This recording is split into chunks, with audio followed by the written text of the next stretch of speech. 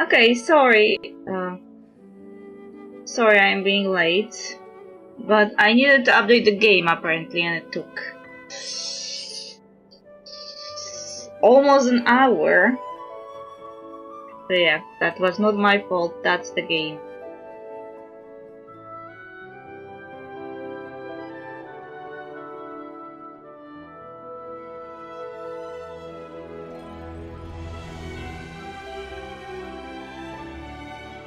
Okay, let's see what that update is about. Whatever are we getting? Is there something interesting? No, I kind of don't. I am not able to keep up with all of those gacha anymore. Like, I would have to create like a special calendar just for those gachas to plan my schedule accordingly. And I don't. Like, I don't even know what is the weekly schedule for Wuthering Waves. Like, I know that the updates to Genshin happen every 6 weeks, but how many weeks does Wuthering Waves need? I don't know. Stella Reunion! Thanks, I guess, for telling me once again that I am not playing often enough.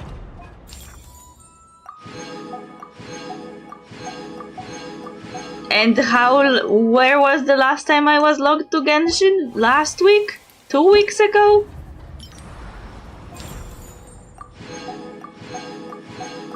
And that's apparently enough for Genshin to say, hey, you are a returning player. No, I'm not a returning player. I was busy. But, well, I won't look the gifting horse, you know, into their mouth. If the horse is giving stuff, then I will take.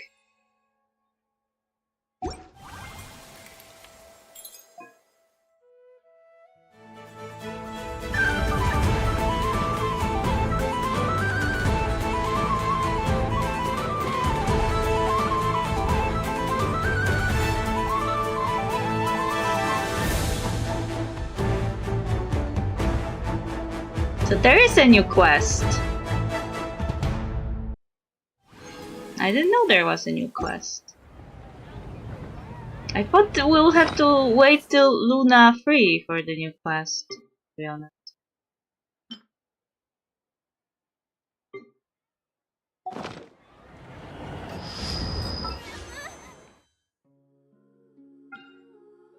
Because this is just the second stage. Yes? This is not Luna 3. Yes? Or am I mistaken? I wasted my fate point that I had on the banner.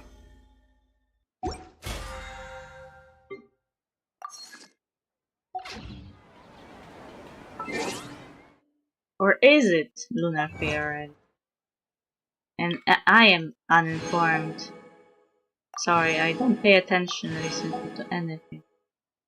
Anything Genshin related. I don't... Are there like special programs or something?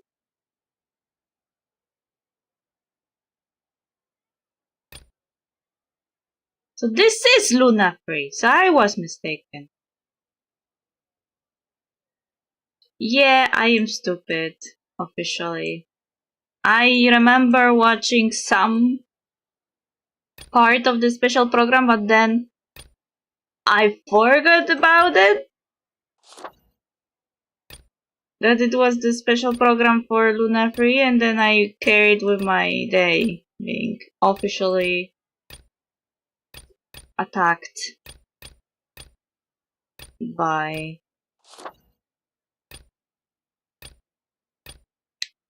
too many informations.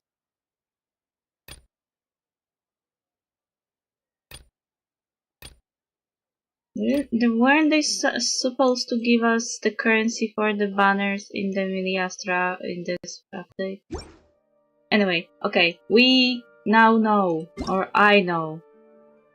I was not paying attention, my bad.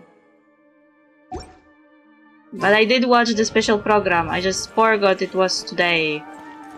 Or this week that the update was.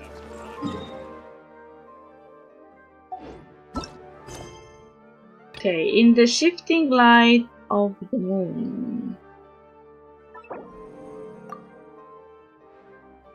Where does the quest start? Because I need to visit Colombina.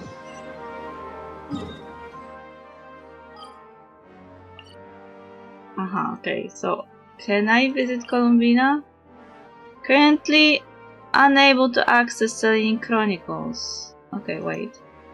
What if I remove the focus mode and cancel navigate? Can I visit Colombina now? Nope. Okay, so this update turned it off completely. Well, I guess I'm not getting those updates to the buffs I am getting from Colombina. I wasn't consistently triggering them, so that's my bad, I guess.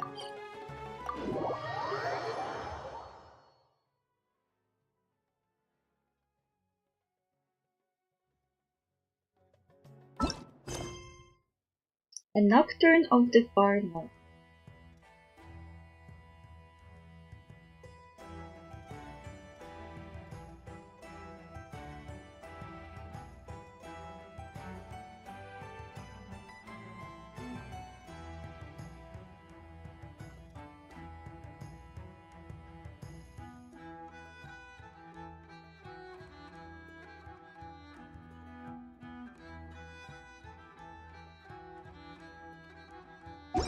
He who wishes to peer into the abyss needs simply to wander through Nodcry on a misty night. The march of the wild hunt will be sure to drag him into the darkness.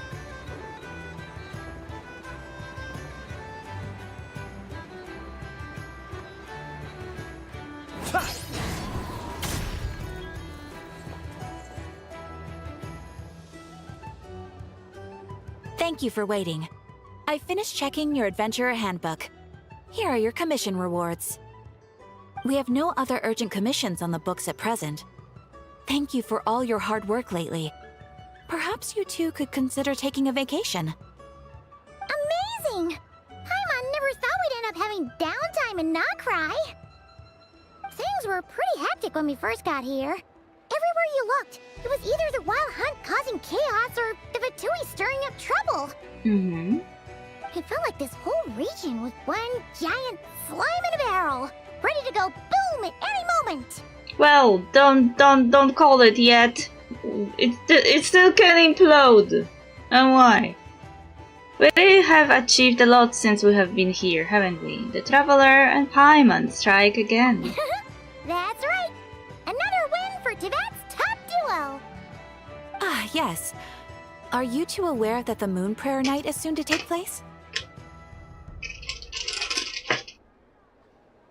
Oh yeah, the Luna Free entire thingy was about this celebration of the moon that is supposed to help Colombina reach the moon? Oh yeah! Llama told us that was coming up soon. Wait, why do you mention it though? Do people in Nasha Town celebrate it too?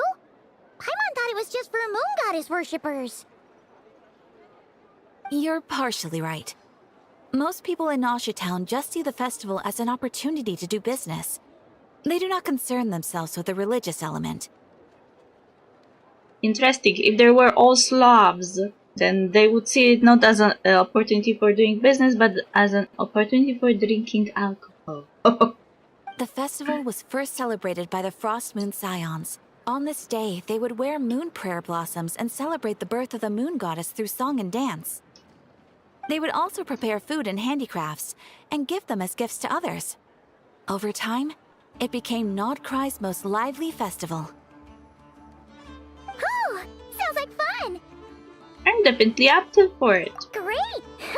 Well, in the meantime, since Catherine doesn't have any commissions for us, let's focus on some personal business instead. When we first got here, you mentioned that this was where your spaceship landed? We didn't get to follow up on it at the time, because we got wrapped up in that whole rare situation, but now we can finally start investigating it properly. Except we have no idea where to start. Well, there's a saying Paimon's heard around these parts, which goes, if you lift up a rock, you'll find something you weren't looking for. By that logic, you'll never find what you're looking for while you're searching, but the moment you stop looking, it'll jump right out at you.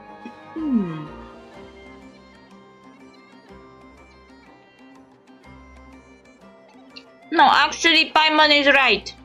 Every time I lose something and start panicking and looking for it, I can't find it. The moment I stop looking for it, it suddenly appears when I don't need it. It always appears when I don't need it at all. That's why we are saying here that the thing you lost will appear at the most unexpected moment when you need it least. I'm not sure it's as simple as that. Could be worth a try though, right? Anyway, Paimon suggests we focus on other stuff we want to do for now, and just keep an ear out for spaceship-related intel as we go. We haven't seen Columbina in a while. She used a huge amount of power in the final battle against Rarier and has been much weaker since then. I don't know if I can do anything to genuinely help her, but surely a little chat can do no harm. One other thing that concerns me is we have seen no trace of the doctor so far. What's wrong? He looks super serious all of a sudden. I was just thinking about Columbina and the doctor. Huh? Paimon gets why you'd be concerned about Columbina, but what does the doctor have to do with anything? We learned back in Natlan that he has been investigating the moon, but he has been suspiciously absent so far. Oh, that's true. And now that you mention it, we're definitely overdue for a showdown with the Vtui. It is weird that he hasn't shown himself this whole time. What could he be up to? Engrossed in one of his experiments, perhaps. Either way, his current inaction is a good thing. True. Paimon would much rather deal with Marionette anyway. She says the meanest things, but when it comes down to it, she doesn't seem like a bad person. Maybe it's the pressure of being a Vtuber? Especially as a Harbinger. Does she feel like she's gotta act tough to keep up appearances or something? Maybe? But then, every time we headed out with Rarier, she always wound up having to repair Polonia and her other robots. That's gotta sting. Losing face always hurts more for people who care a lot about their image. She's probably still furious about it. Paimon? I have a feeling she might have heard that. What? Relax! She's not even here! Huh? What's the matter? Oh, nothing. Sorry, we'll be on our way now. Where are we again? Oh yeah, Columbina? Right, yeah, let's go see Columbina. Paimon forgot that Catherine is a spy. Even if an unwilling one.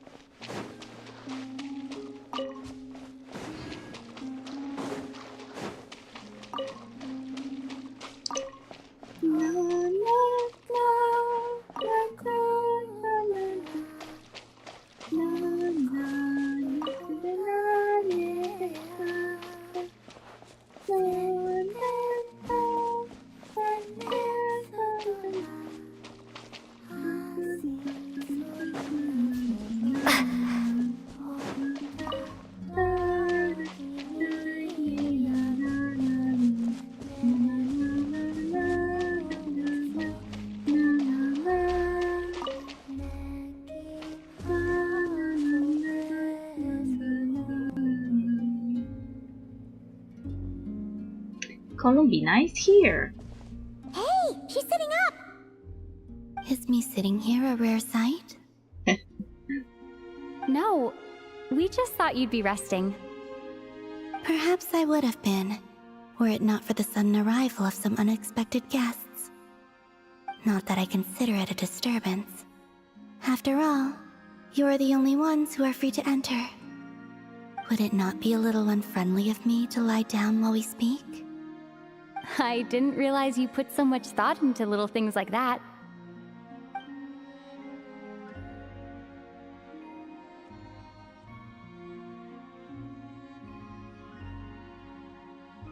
Only sometimes. There have been moments lately where I think about you and your companions. They are warm, mysterious, and cozy memories. Very few of my past memories are anything like that. They say that travelers return home bearing bags full of souvenirs. But my luggage was empty, and I believed it would stay that way. Return home? So, you're still planning on returning to the moon? Yes. This planet continues to reject me, reminding me that I do not belong here. Planet. If I remain into that, there will come a day that I disintegrate. And I don't mean reduced to dust, or turned into food for the flowers. I mean, I will cease to exist entirely. Alright then. Well, we're sure gonna miss you. But it sounds like we'll have to say goodbye. How do you intend to return? The moon prayer night is soon to arrive. On that day, the moon will be closest to Teyvat. The Kuvaki in this land will reach its peak at that time. I merely need to grasp the tide, and with relatively little effort. Oh, Paimon gets it! It'll work like a slingshot! You make it sound like she's gonna get blasted up to the moon. If I did that, I suspect I would crash into the false sky. I will be using a much gentler approach, but I do like the analogy. It's fun. You see? She gets Paimon's sense of humor. In the blink of an eye, the time has come to part ways. It does feel that way, doesn't it? Time seems to fly fastest when you are enjoying it. I have always thought of myself as a wanderer on this earth, and it has never expressed any desire to keep me here. Yet, just as I plan to depart, it tugs at my arm. Is this a gesture of affection? Or is the world mocking me? Wait, what?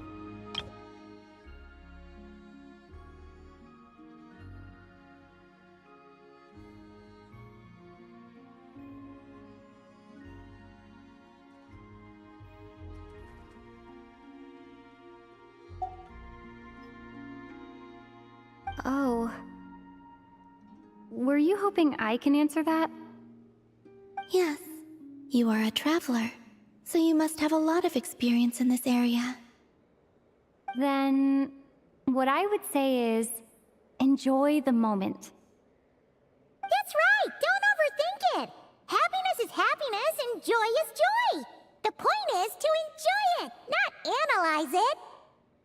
I see. Then what I would say is, even though I am very tired right now, I am still happy. I can't tell from the tone of your voice. Oh, really? You don't think I sound happy? I'm just kidding. I could tell you were in a good mood today from the moment we saw you. Teasing? Teasing, Lumin? Teasing? Ah, a joke. Albeit not a funny one. Burn. Anyway, I assume you're here about you-know-what. Give me your hand. Well, Actually, it's not that. there's something else we wanted to discuss with you. Oh. Then, do you still want to give me your hand? Or not? Sure.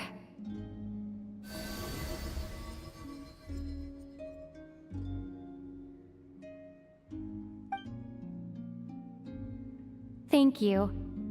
So, I've heard that in the Moon Prayer Nights of the past, people here would hold celebrations in the Moon Goddess's honor. Since you helped so much in our fight against the Rayhir of Solnari, I think you deserve a farewell party before you return home. I haven't asked everyone else for their opinions on this yet, but I'd like to invite you to join the upcoming Moon Prayer Night.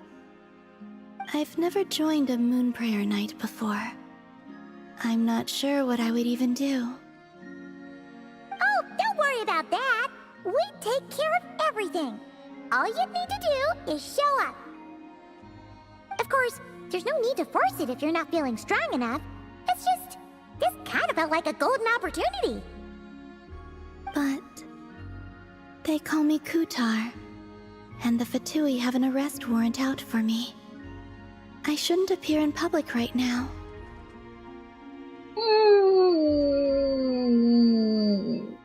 I don't think this warrant is very strongly enforced. Yeah, there will definitely be complications, but... I'll make it work. You have my word. Yeah, we got your back. Well, she does. Paimon's actually not too sure what she's planning.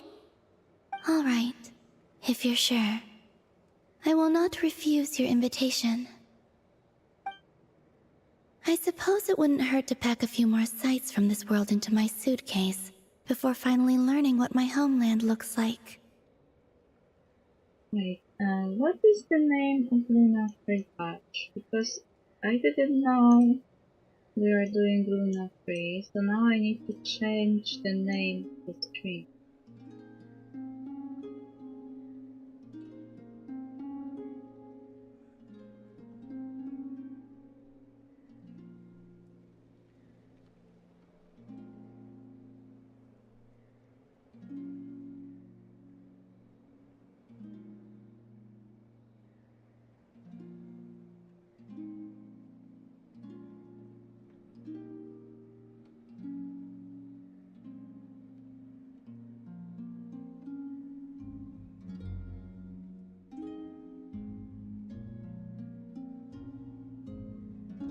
It's the name of the Luna free Song of the Welkin.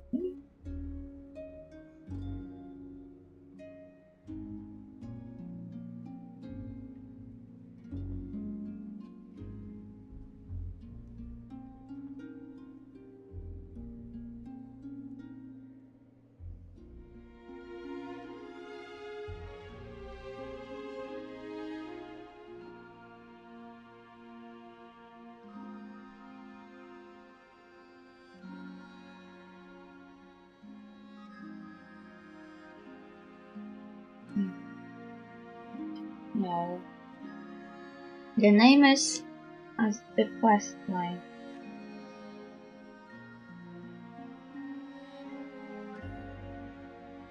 Luna free. Nocturne.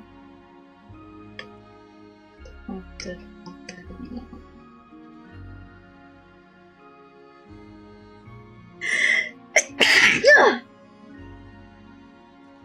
Okay, change the name.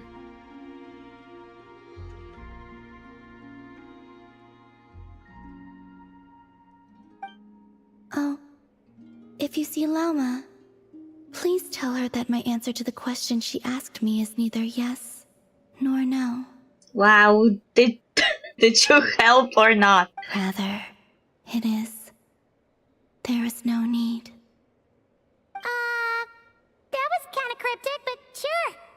Guess it's between the two of you. We'll pass along the message. Bye for now.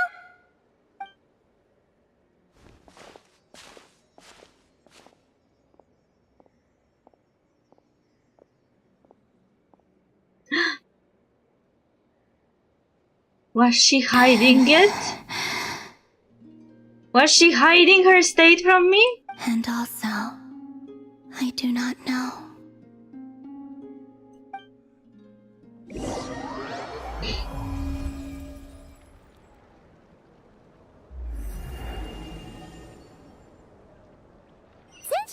join the festival, let's go see who else wants to take part.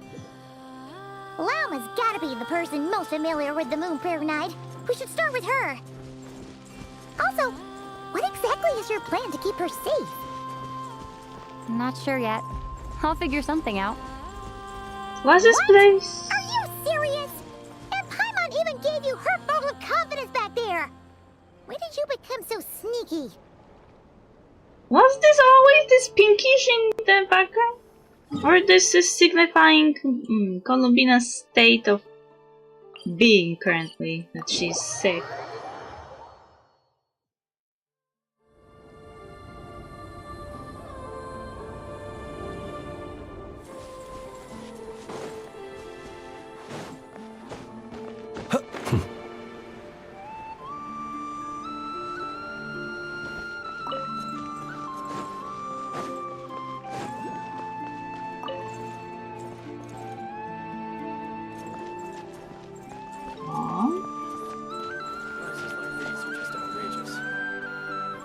There seem to be far more NPC today than usual.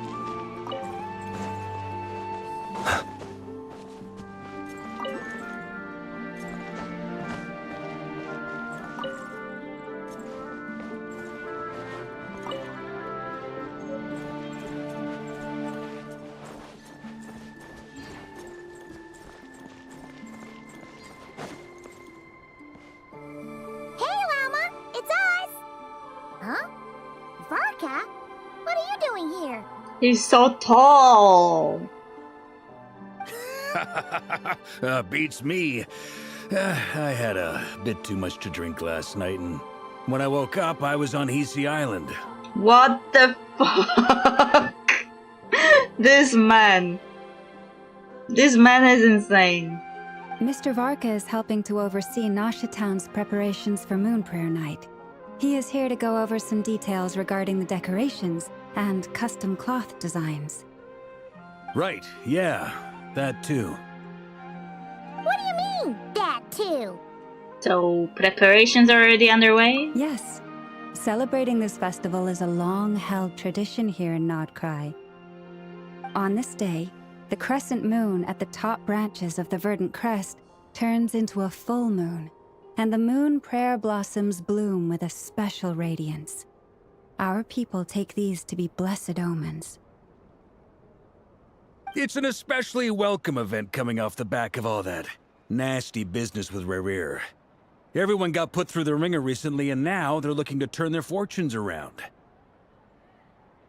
The big shots in town all agree that a big, lively celebration is just what we need to rebuild people's faith in this place.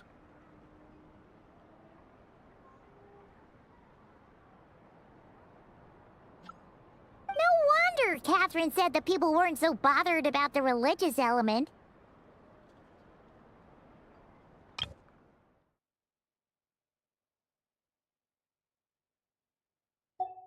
That's right. It's become more of a local custom by this point. The celebrations have little to do with whether the religious stories behind this event are true or not. Even the Frost Moon Scions are eagerly awaiting the coming of Moon Prayer Night, despite now knowing that their past beliefs were founded on a falsehood. That's fair. It's a bit like the lantern ride in Liyue. It's a chance for people to enjoy themselves, not debate the existence of the Adepti. Although in their case, the Adepti definitely do exist. We have met plenty of them in our time. Oh, one other thing. We just went to see Columbina. We went ahead and invited her to take part in the festival this time. Hope it's okay. Wait, so... you mean she agreed to it? Huh. That's quite a surprise. Then, I suppose that she intends to return to the moon on that day. Oh, yeah.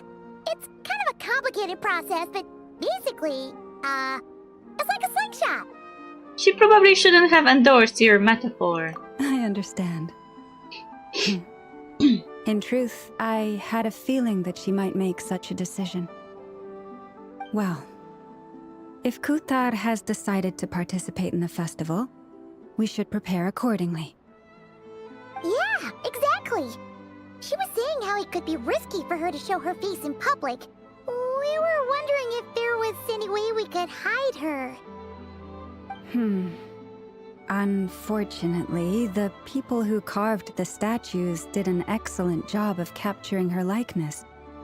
It will be very challenging to hide a goddess whose face everyone is so familiar with. Darn! We may have bitten off more than we can chew here. Nah, don't sweat the small stuff. We can handle that. Huh? Are you saying you have a plan? He said small stuff. Not as such, no, but the most important thing with a festival is to keep the mood light and your spirits up. You can't go preparing for a festival with those long faces. You'll never convince anyone to enjoy themselves. The Mondstatter spirit is strong with this one. As it happens, I agree with Mr. Varka. Let's start by making our appreciation for Kutar the beating heart of the festive atmosphere. And who knows?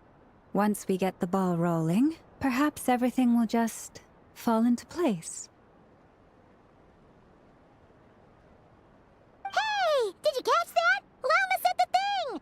Or close enough, at least.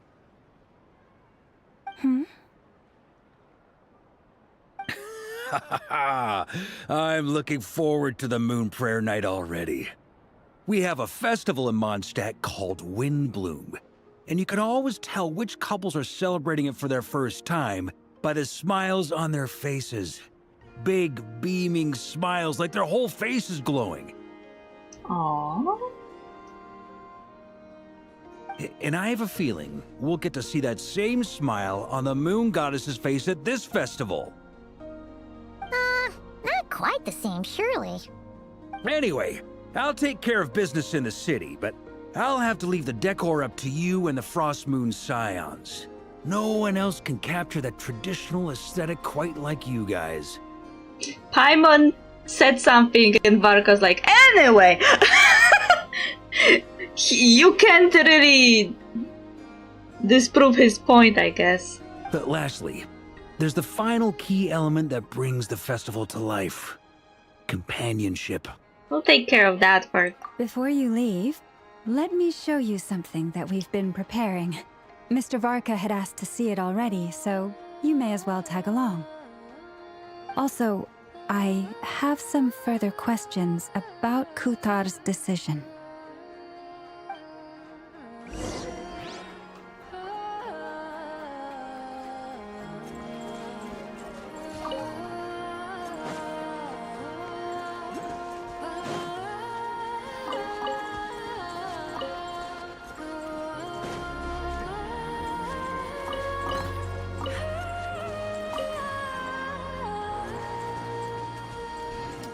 Being stuck in a place like this is a waste of my youth.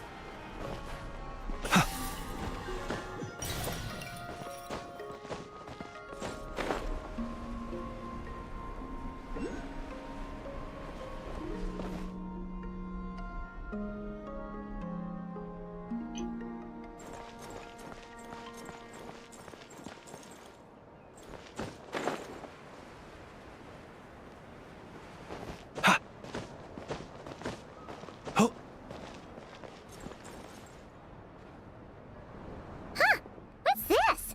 They sure look like they're having fun. I believe so. Kuhenki seem very skilled at playing drums like these, although I'm not sure where they learned it from. Maybe it's an innate talent? In their eyes, they're probably just playing with toys. Wanatar!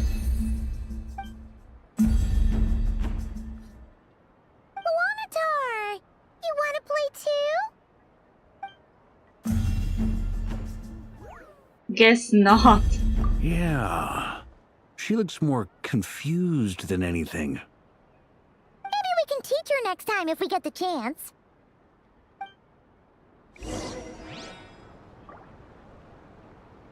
Hit the one on the left side.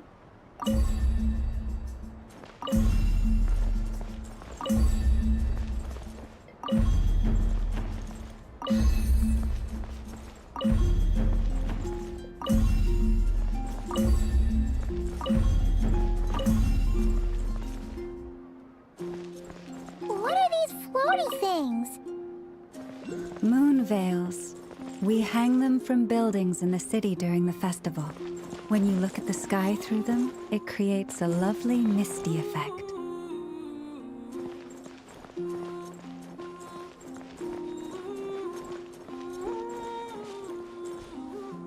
Was this statue always here? I don't think so. It looks new.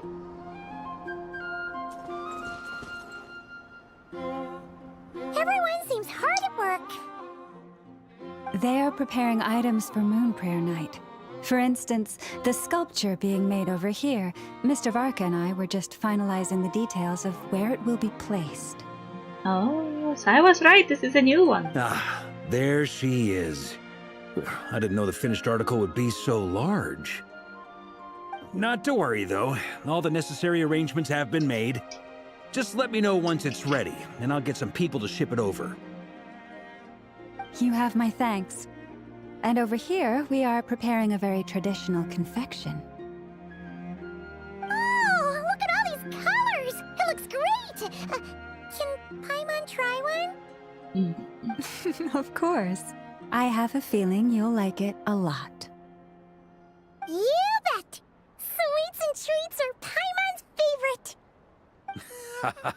If you included those in the Feast of the Moon, I bet Paimon would have joined the Frost Moon Scions by now. There will also be verdant crests like this present in Nasha Town during the festival. The timing of Moon Prayer Night is not completely set in advance. We make a rough estimate, then observe the changes in the verdant crests and moon prayer blossoms to guide us. As such, the wait itself is a fun feature of this particular festival.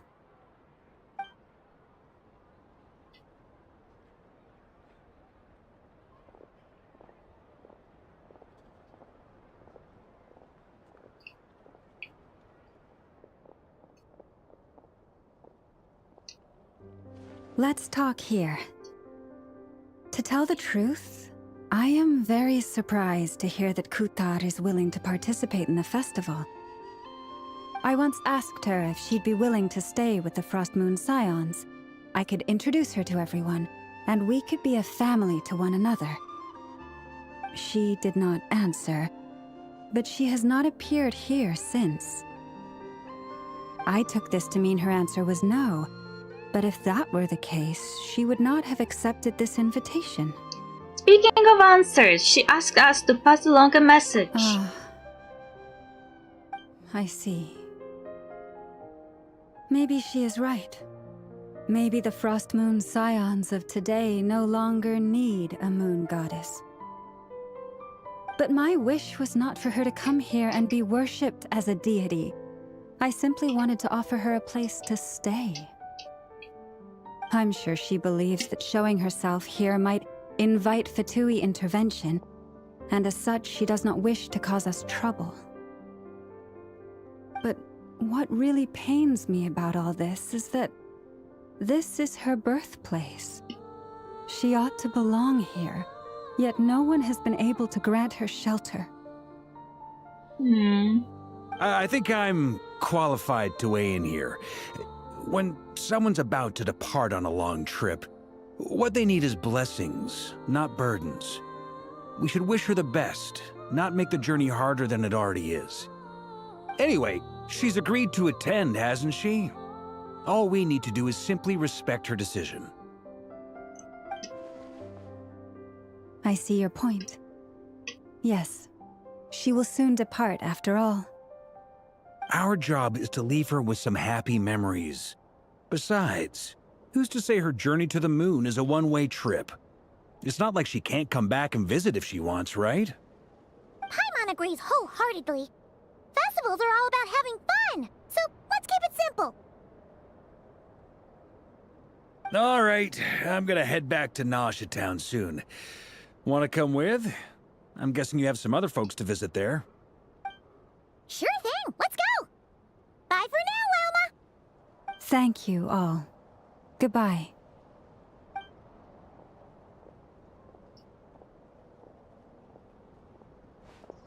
A traveler needs blessings. not burdens.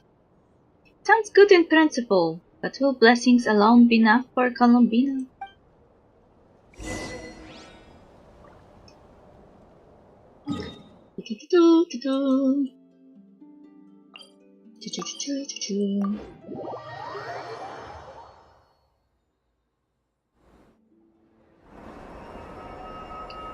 Oh? Huh?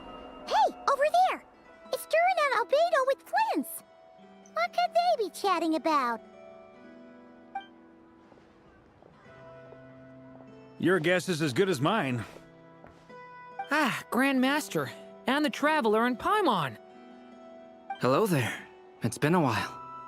I am starting to think that Albedo is becoming Obi-Wan Kenobi of this entire game. Every time he says hello there, I just see the meme. Perfect. We have some new volunteers for our investigation. Oh, sorry, what investigation? Wait, let me guess. The righteous Lightkeepers are finally ready to hunt down the Abyssal Dragon? Wait, what? Yes, that too. Why are they being so gay on main? Like, always. Always they meet each other, and I feel like I am meeting, like I am watching a meeting of one goofball meeting the other goofball, and they're goofballing together. Yeah, right! Oh, wait! Why does everyone keep saying that too? Well, to be precise, the facts match, but not the causality. Uh-huh. Wait, so I guessed right? So shocked! Half right! Don't act so impressed with yourself. Paimon, did you forget who you're talking to? The Boreas Knight? Maybe I can explain. We ran into Mr. Flint's north of Nasha Town. At that time, we just noticed a few abyssal creatures out in the wild, but the strange thing was, I didn't detect any traces of abyssal energy on them at all. They look kinda like phantoms. On closer inspection, we realized that they were not real monsters, but something akin to reflections in the water, or perhaps a mirage. Huh? What do you mean? Like, you could see them but not touch them? Exactly. It was very peculiar. They roared and tried to attack us, but we could not make any physical contact with them. I think I've heard of things like that happening in Nocturne before, but I don't know much about it. Yes, it's a known phenomenon. Mirage-like illusions tend to appear in Nocturne in the run-up to Moonprayer Night. From a distance, they appear quite real. I myself thought that Misters Durin and Albedo were locked in battle with abyssal monsters when I first arrived. But after sharing intel and investigating a little further, we can confirm that these illusions are harmless. There is no great cause for concern. I'm glad that they weren't real. All the Mirage stories I've heard are either animals, rocks, or small houses. Abyssal monsters, though? That's a first. It's a first for me, too. So I'm planning to look into it further just to be on the safe side. I intend to inspect a few more locations. What about you two? Any plans? Alice contacted me a few days ago. She'd like me and Durin to assist her with an experiment. But we lost contact shortly after receiving the message. I'm sure that comes as no surprise to anyone familiar with her. We don't know when the wind will blow, yet when the wind blows, we will know. That, in a nutshell, describes how Alice operates.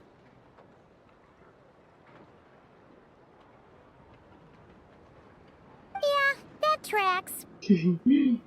Okay. Well, I suggest we investigate this Mirage business in the meantime. It's piqued my curiosity, and I'm pretty sure I know someone who will already be 10 steps ahead of us. Well said. Stop being gay, or not. Actually, stop. Not stop. Don't stop. I need this. I need this in my life! Cause life is sad. I need some gays having fun. Right? Whatever's happening in Nocturne, she always seems to be the first one to know. Let's go see what she knows. We can invite her and her staff to the festival while we're at it.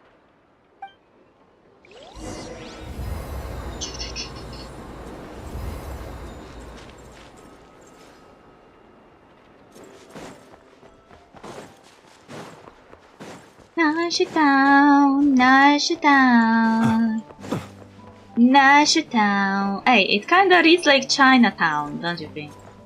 Ad Astra. And in my language, it kind of sounds funny because Nasha means hours in my language, so it's written differently, but the sounds are the same. So it kinda like Nasha Town is basically named Our Town to me.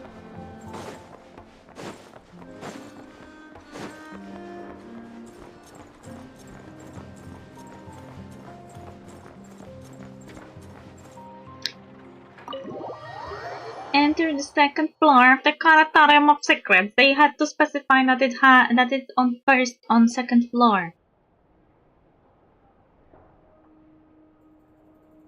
Who is on first You're floor? right, I have noticed. There's certainly something a little fishy about this situation. Only a little, though.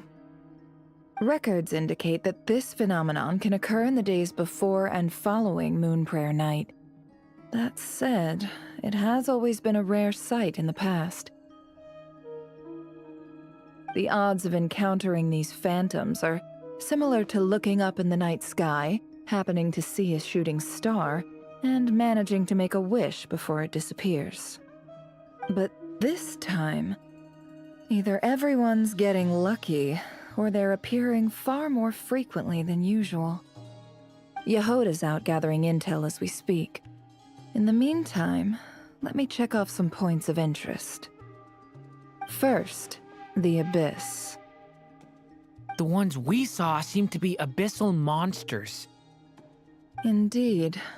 But we have identified one location where many more of them have made an appearance. And not just monsters, but human phantoms too. Given the scale and nature of the phantoms, it's almost as if someone's last memories are coming to life. Or perhaps the memories of multiple people. Ooh, suspense.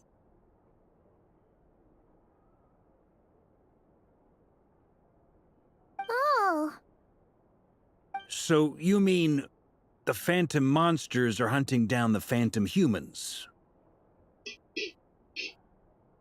It's a bit funny when he says it like that. Exactly. The phantoms can interact with each other, but we have no means of intervening.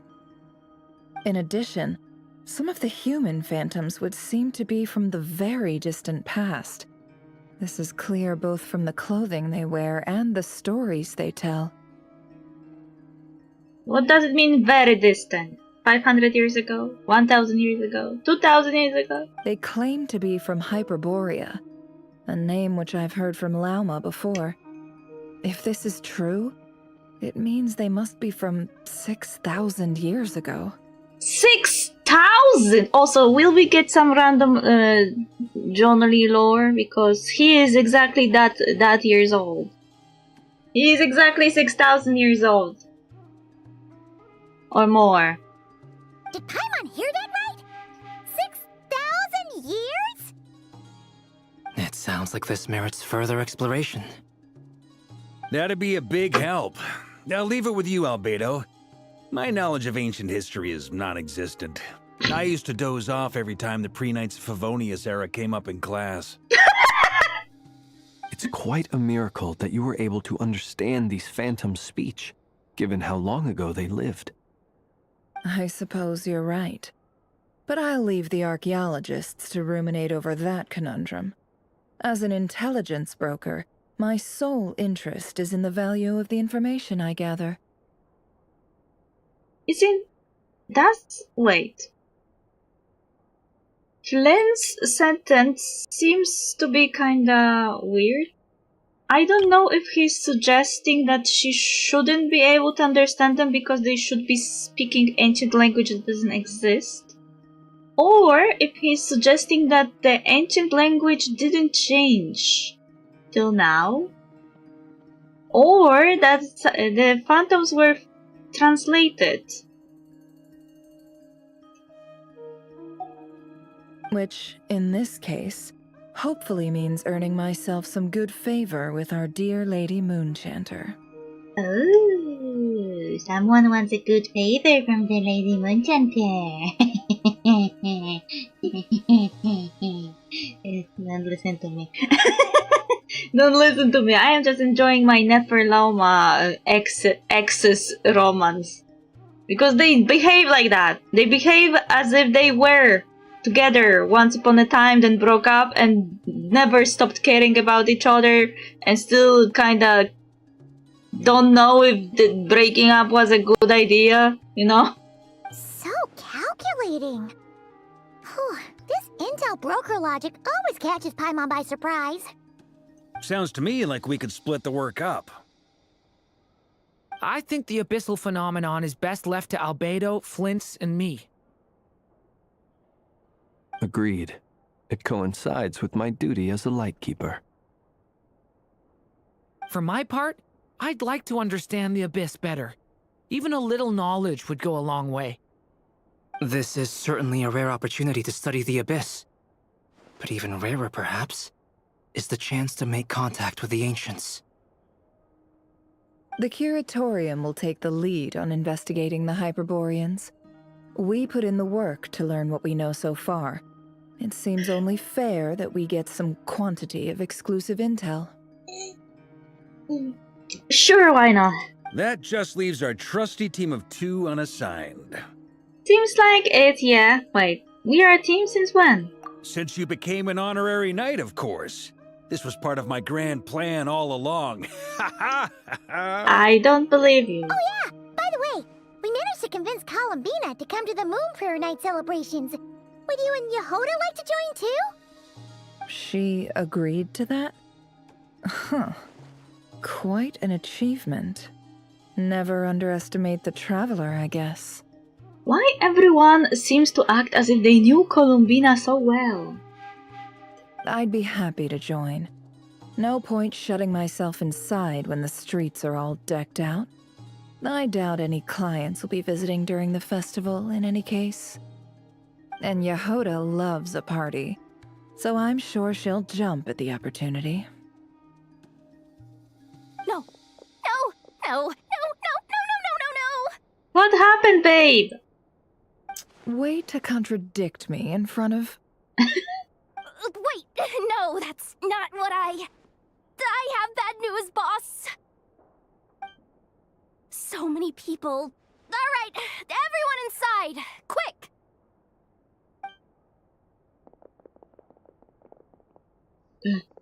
That was a very quick This is gonna rhyme. sound crazy, but hear me out. I saw one of those phantoms at Star Sand Shoal, and it was some sort of flying ship. Like a spaceship? A spaceship at Star Sand Shoal. That's gotta be the one you came to Tibet in. You said you saw the same thing through the moon marrow, right? Huh? You already know about it? Ugh, I thought I was gonna blow people's minds. Turns out I'm the last to find out. Wait, back up. You came here in a spaceship? Now my mind is blown! What's it like on the inside? Was it like flying through space? I want to know everything! Maybe that's a conversation for next time. This still is a huge discovery on your part. Yep, exactly. Huge discovery. You're the best, second best intel broker in the world. After your boss, of course. Wow. Really? Well, I don't know if I'm all that, but... I guess that decides where we're heading next. Come on, don't look at me like that. I know the spaceship doesn't have anything to do with me, but you don't want to leave me as the only one twiddling my thumbs, do you? Please? Is he begging? Is he begging to be included? Oh no, poor doggo man. I'm sorry, there is no job for you. I will take you with me. Fair enough. You can tag along. In that case, let's meet back here to discuss our findings once we're done. I wish everyone a productive investigation. You too.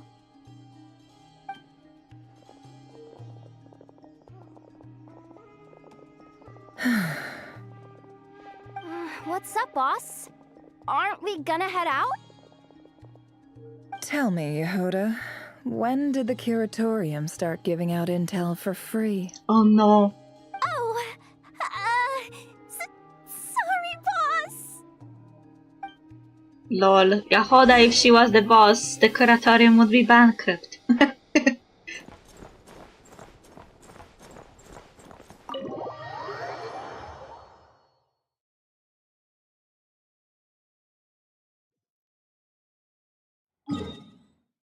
Yay, my spaceship! I even left a star here to remember where it was.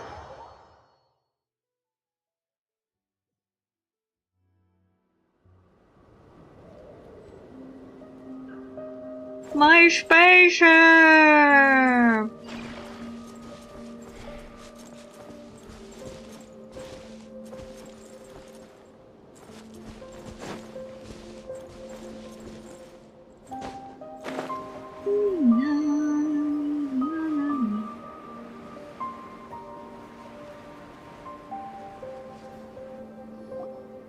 But why some phantoms are from 6,000 years ago and my spaceship is also here? Wow, what do you know? Yehuda was right on the money.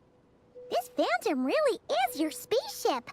Does it mean that the spaceship also landed here 6,000 years ago? And Traveler was only woke up very, very late? But that's so weird. Why would it show up here? Is it some kind of projection?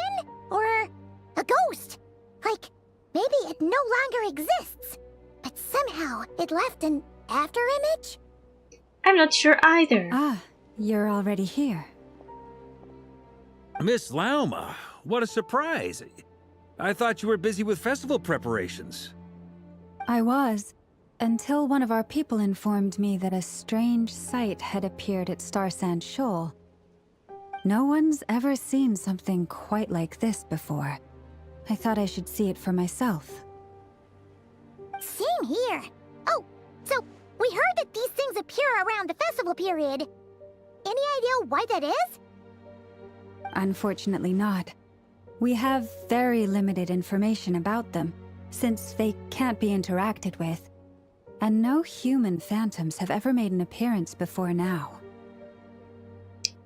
If a moon marrow can be used to decipher ancient knowledge and memories, then I guess when the Kuvaki is high, it kinda means that the Kuvaki can do similar things. The most we've been able to deduce is that these sightings appear to be connected to the increase in Kuvaki energy around this time. Let's look around and see what we can find out. Yeah, seems like that's all we can do. This is all so confusing. Allow me to lend you a hand.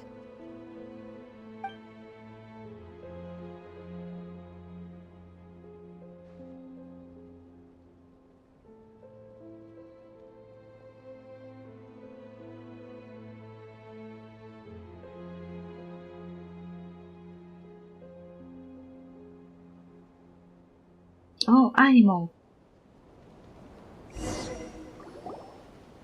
Everyone, our friend here should be able to provide us with some information.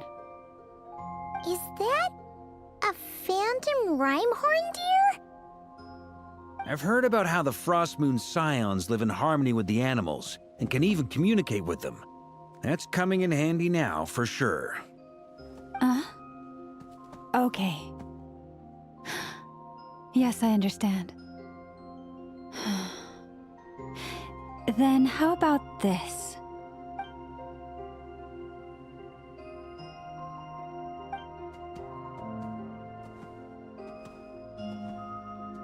Oh, it's leaving. It appears to share our curiosity about this giant spaceship, so I asked it if it wouldn't mind investigating along with some friends. In return, I told it about some nearby spots where the wild fruit grows abundantly. We may live in a different era from these phantoms, but I trust that the terrain, climate, and ecology here are more resistant to the effects of time than some things are. Yeah, but wasn't this place like created only a specific amount of time ago? I thought that Nocturne was pretty young nation. Maybe I am mistaken. I thought it was like at least 500, if not 1,000 years old. Let's give them a moment and hope for the best. After a few moments, the deer come back. All back together? Must have been a lot of fruit. Indeed. Now let me ask them some questions.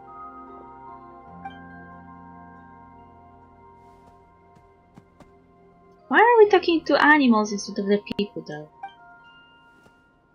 It did find a lot of wild fruit, enough for them to feast for a long while. This puffin circled in the air several times, but didn't spot anything out of the ordinary. Certainly nothing to do with the spaceship. Huh. Well, it definitely makes sense to get a bird's eye view. Indeed. Other than that, I was also thinking that the world these phantoms see is also different from ours. Oh, I get what you mean. The wild fruit exists in both times and spaces, but there might also be things that only exist in that space-time, which we can't see. Because we don't see their whole world, we only see small fragments. Good point. Great thinking, Lauma. Blunthorn rhinos can use kuvaki to shift great rocks, but this one says it couldn't get that ship to budge by even an inch. The sniffer mole tried too, but despite being a skilled digger, it could not get through.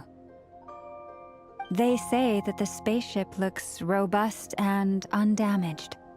It seems completely impervious to any and all attacks. Whatever lies within is well defended from harm. Yeah. It's like a safe? How is safe in English? Is it the same word?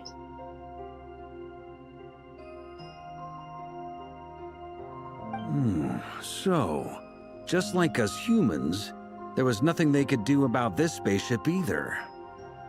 Yes, still, they deserve our thanks. We are grateful for all your efforts, dear friends. Now go, and enjoy your feast. I've noticed some other human phantoms gathered nearby. Come on, let's go talk to them.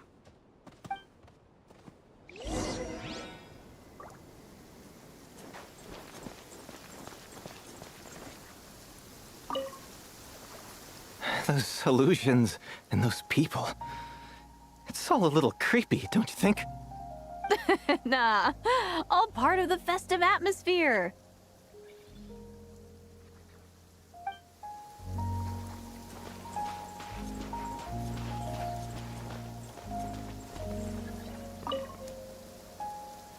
What is this thing?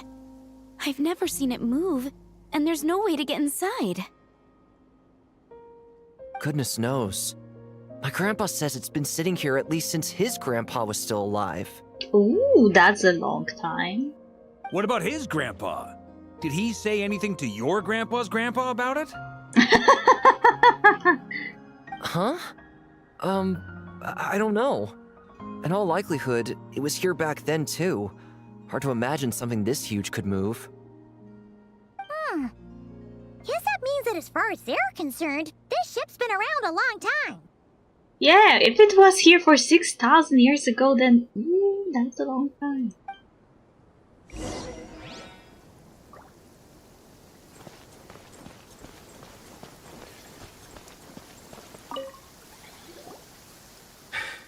Come on, brothers. If we can get even a small chunk off of this thing, It's gotta be worth a fortune. Today is the day we strike it rich. Huh? You mean Paimon? Yes, brother, I shall join you. Let's make our fortune. He's good at playing. We should go with them. What the? This thing is crazy tough. I can't even scratch it. What's it made of? Space metal! Sorry, brother. Looks like we'll have to seek our fortunes elsewhere. Lol. Enjoying yourself? I was just seeing if I could influence this phantom's perception by playing. But nope, no dice.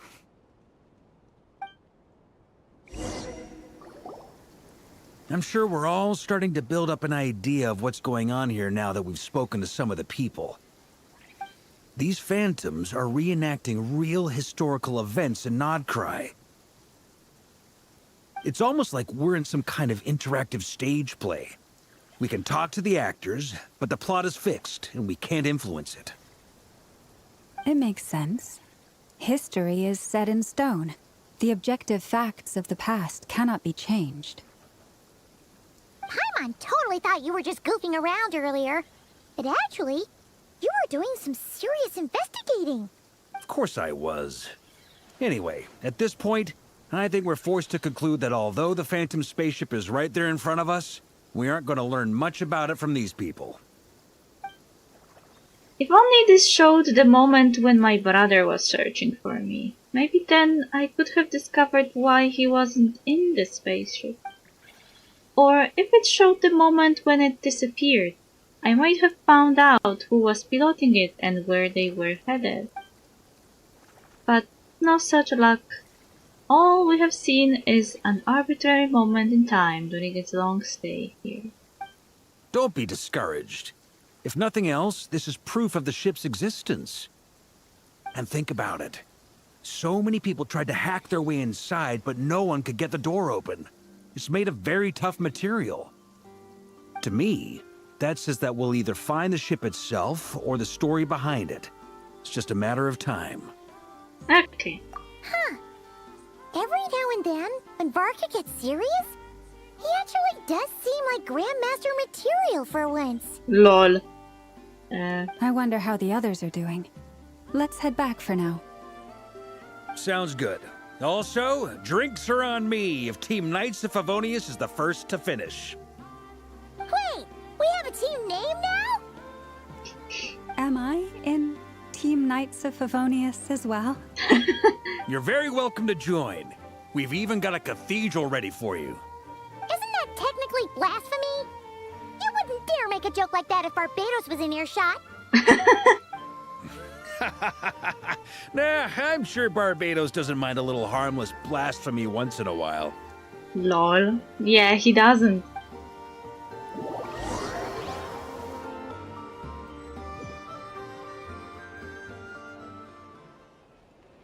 Oh. Oh, no! Get away!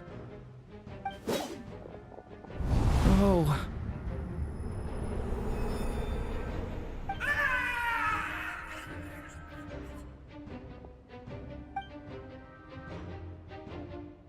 I know it's hard to stomach, Mr. Duran. But as I'm sure you've noticed, there is nothing we can do to intervene in that which unfolds before us. But we have to at least try. And try you have. But are you aware of how many unsuccessful attempts you've made now? Aww. Poor baby was trying. Wait, why do I suddenly think about Finon and his unsuccessful attempts that amounted to 33 million until he finally made it? I wasn't keeping count. I'm afraid this is the 39th failure so far. Or the 5th if we're only counting this particular victim. There are no indications that these phantoms may be altered in any way. You seem to have calmed down a little. I'll make us a fire. You should rest and have some water. Feeling any better now, Mr. Durin? May I ask a few questions? Be my guest. What exactly are we witnessing here? What happened to those people? My guess would be that we are seeing Nodcry during the Conrian Cataclysm. Would that be accurate? Oh, this is yet another different timeline. Conria. That is correct. As you know, once the Abyss senses even the tiniest crack, it floods in and spreads like wildfire. There was a time in the distant past when it permeated all of Nodcry, causing immeasurable harm. The people paid a terrible price to heal this land. Then, 500 years ago, the whole of Teyvat suffered an abyssal disaster. Once more, Nodcry was dealt a devastating blow. So there were like 2 instances of Nodcry being swept in the abyss? I see. In the face of the abyssal onslaught, all were like grains of sand tossed around by a tidal wave, be they human, fae, or god. The moment you witnessed is but one drop in a whole ocean of catastrophe. All right. I guess that answers my second question, too. I wanted to know why there's nothing I could do to help them, and that's because what we are seeing is history. That would be my guess as well. As I understand it, history and fate are not all that dissimilar. The latter may be unseen to us, but both are immutable. Yes. Fate was determined long, long ago. I still have a couple of other questions for you, Mr. Flint's. You mentioned more than one abyssal disaster that has struck this land in the past. How can you be sure that what we're seeing is from the Conrian incident? And also, how are you able to stay so calm when you're talking about these events? Well, oh no. Poor Faye man just outed himself. From everything I know about you, you're not cold or ruthless, and you're not indifferent to the suffering of others. Alas, I am forced to show my age. I must be 600 or 700 years old by human measure. 600 or 700? Wait, so you... One is not easily moved by history when one has witnessed the truth firsthand. I'm sorry. You needn't apologize. Your passion is a good thing to have. Treasure it, because someday you may find it in terribly short supply. Now, at the risk of offending you, I have a question in return. Your curiosity toward the Abyss, is it born from hatred or because you sense its call? I only ask because I kept a fragment of Rarir's body in my lantern for a short time, specifically his heart. So I know what a burden it can be to carry the Abyss with you. And I hear its power growling from somewhere within you. In my eyes, your mere existence is a miracle. My honest answer is... I don't know. I don't think I have the confidence to say for certain. What I will say is the Abyss is not the only issue that haunts me. Even before I became who I am today, the question dogged me constantly. Should I even exist at all? My doubts remain unresolved. But when we fought Rarir, something became a little clearer to me. Sometimes it is the darkness within us that allows us to achieve the impossible.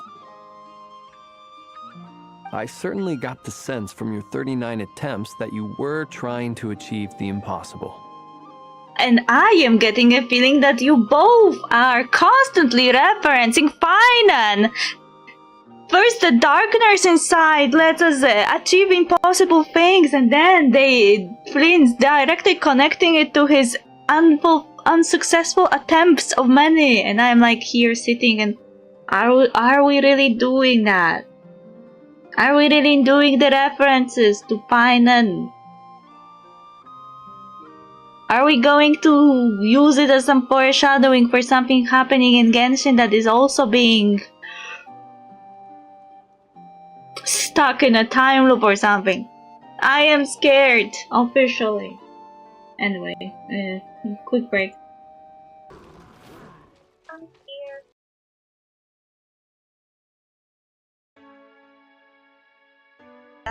Thank you for the raid. Just, the music was in really bad mode. Hey, where's my chat?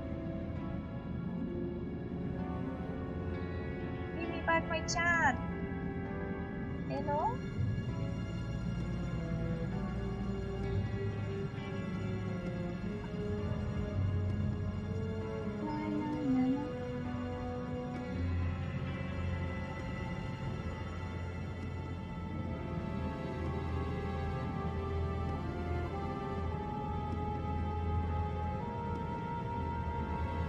No, I mean that the music was like, they were talking about really important stuff and we were having like, nya nya nya nya nya nya nya nya nya nya. I mean, if we put it that way, that was the perfect timing. Sovereign song halts as it measures your worth. I sense your resolve. You will find Dwergar invaders near Lake's Edge. Cleanse the rot. Destroy them. I already did that. I admit, I like this one's approach. A little genocidal, but effective. Lol. It isn't genocidal, but the fact.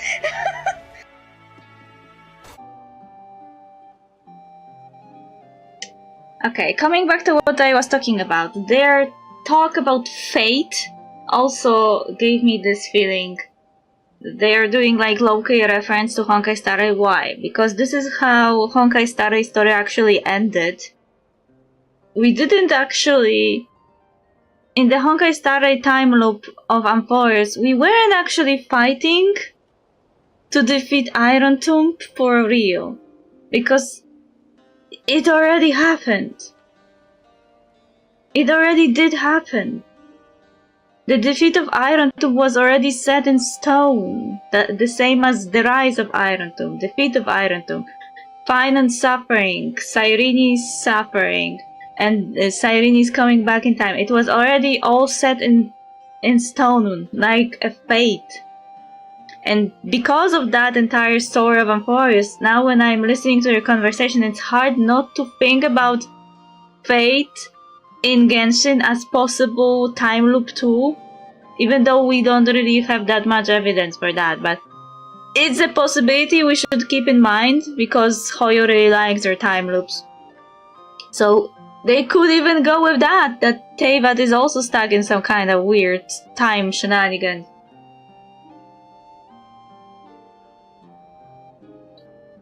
And that everything that is actually unfolding is not enforced by Celestia, but it's something that already happened, so that's why it can't be changed. Even though they are making like distinct...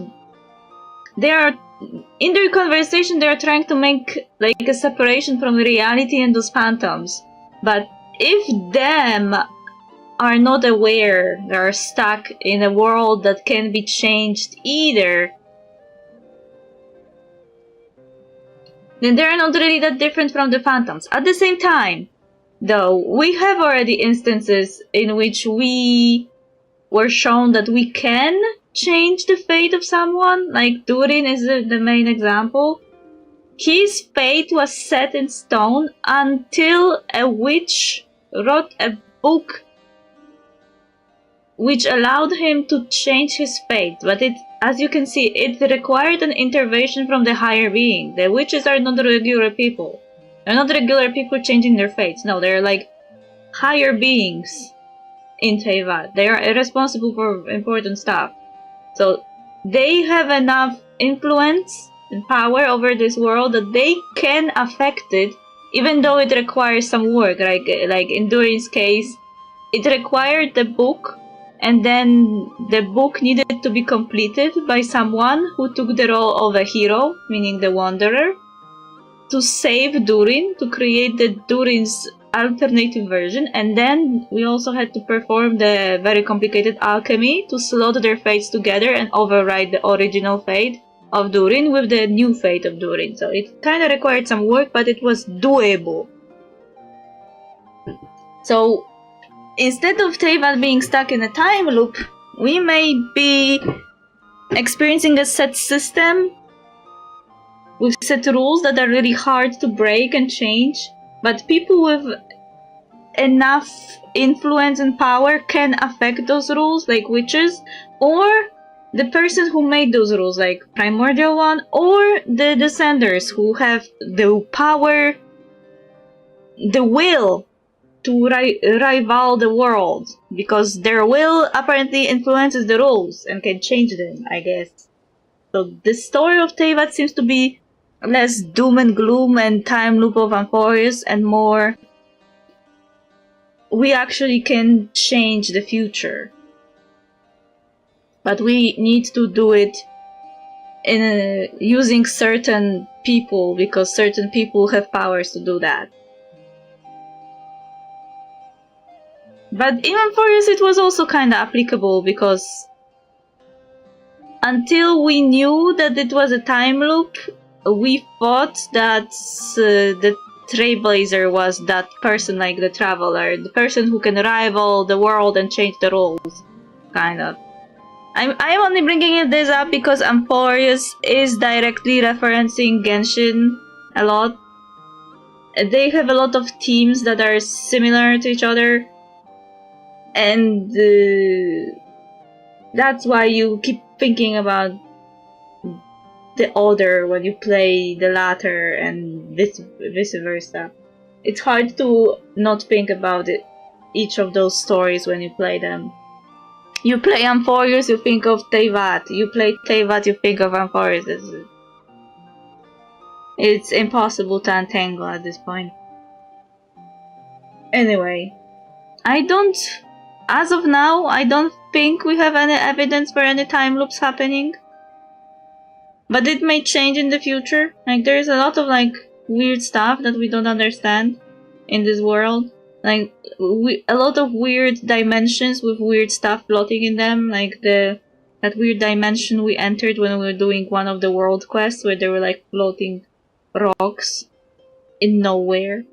Like, I don't understand the setup of Teyvat anymore. I don't know if it's, like, created from multiple dimensions with weird stuff in them, or what's going on.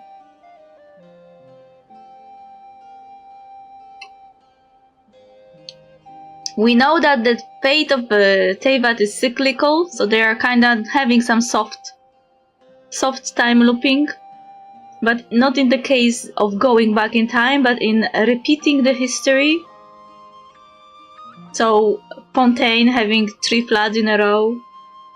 They're sealed in some foretold events that keep repeating to new civilizations that represent the previous one. Like, Fontaine was Remuria, Romuria was Fontaine. Even though those are 2 different civilizations and nations, they were representing the same nation, kinda, according to fate, so the same kind of fate befell them.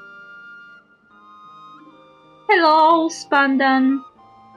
Anyway, ending of the talk. Continuing. It sounds like you've resolved to see the truth for yourself. Absolutely. In that sense, he and I are quite similar. Then I wish you every success. I look forward to the day of your transcension. How is it going? It's going fine so far. We are learning what the fuck is happening. Well, if everyone's caught their breath, I suppose we should head back. Oh, and one last thing. I'd appreciate if you kept our discussion about history a secret. Yeah, no, don't worry, nobody will out your age. Though I was personally thinking he was older. Incredibly, our separate investigations led us all to the same conclusion. Hooray for consensus! Lol. Yeah, but we barely learned anything though. I totally thought this would be the mother lode. Talking with the ancients? I mean, come on! But nope. All we got was useless snippets of conversation. Yeah, that was also what I thought. Like, Barca was optimistic and my thought was, but we didn't learn anything. And Yahoda was like, yeah, but she's speaking my mind. She is not beating the... Yahoda is the voice of the audience. Allegations. And all this stuff about moons and hyperopia. What a load of baloney. Seems like people back then had a few screws loose. Hyperborea.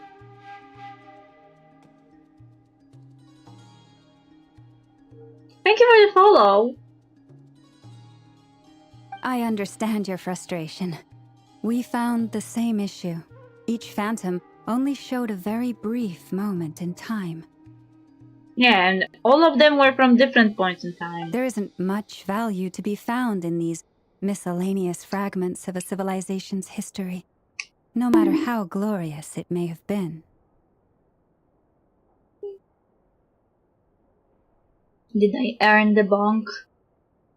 If there's a silver lining, it's that these phantoms are harmless to the present reality.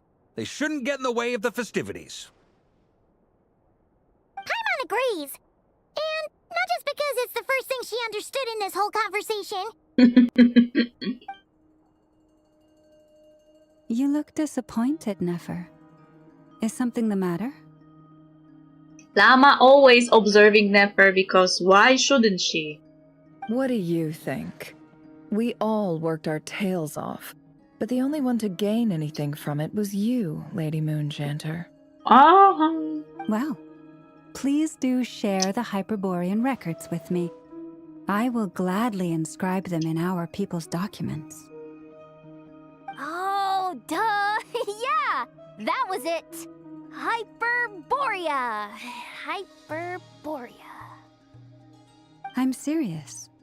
Only an expert in the Frostmoon Scions and their history can turn these records into valuable research material. The alternative is to let them gather dust on the Curatorium's storage shelves until the pages turn yellow. Lol. They sound as if they were having a showdown.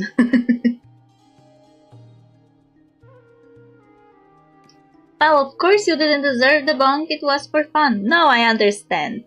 It's one of the cheapest redeems on the board. Nefer, you're wise enough to know that cooperating and sharing the profits is the best course of action here. Why do I get the We Are Exes vibes again?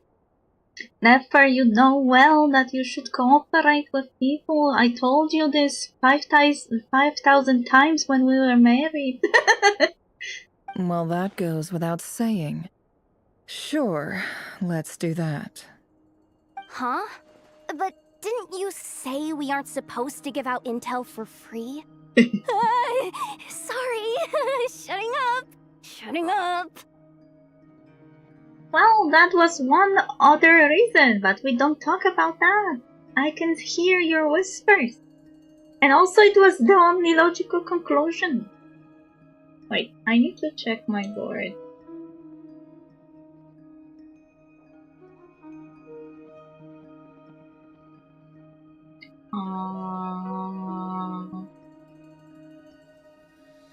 Yeah, the bonk is the cheapest and there's text-to-speech.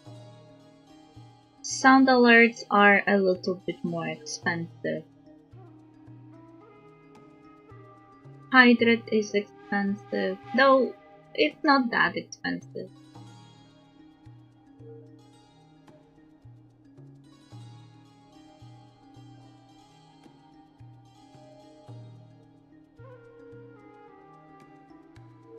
I was trying to set most of them to be fairly cheap, because I know that people don't really hoard those points quick enough. They didn't want to set anything very expensive. Unless I used to have a karaoke, but I removed it. And first it was set on impossible price, and then I removed it because it was not doable to me anymore.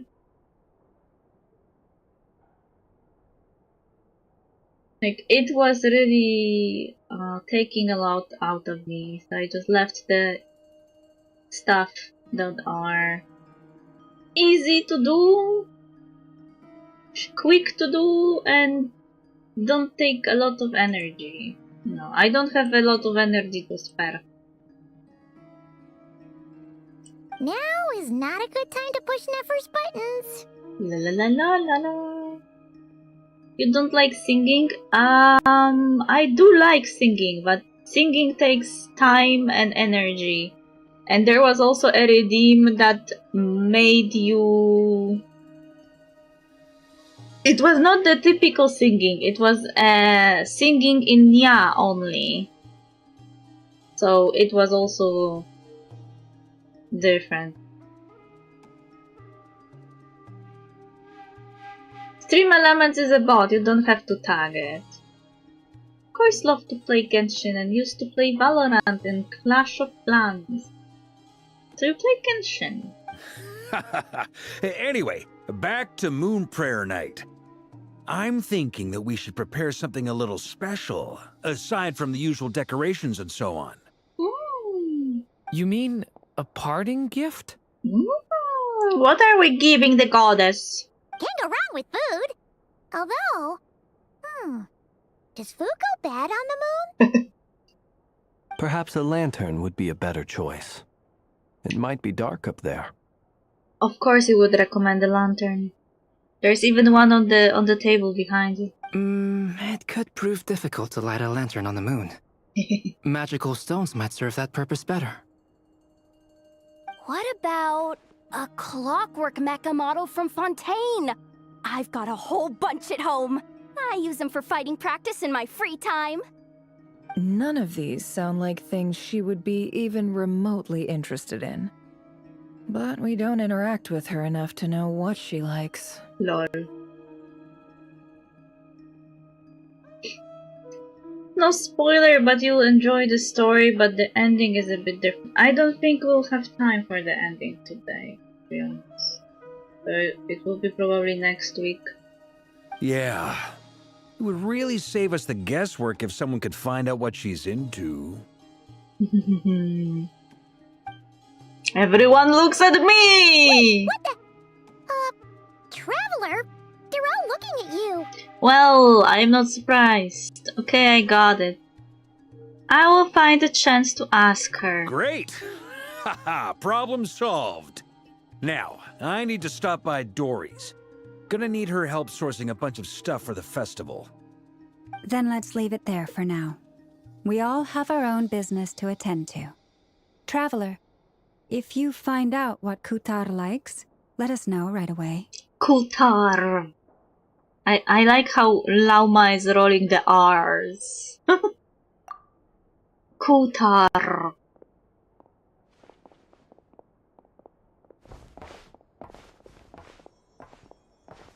Is something the matter?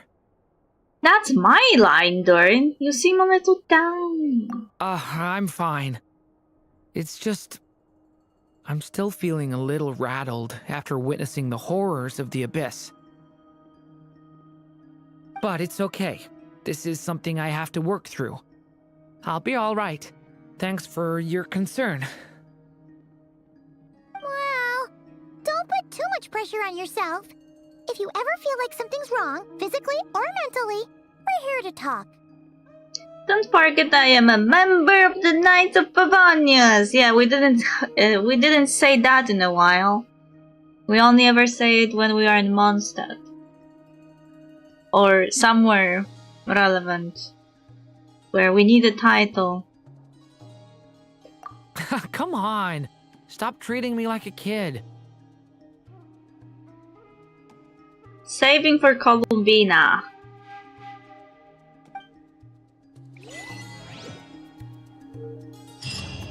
Okay, we finished this quest line. And the next quest line is ripples that will never reach.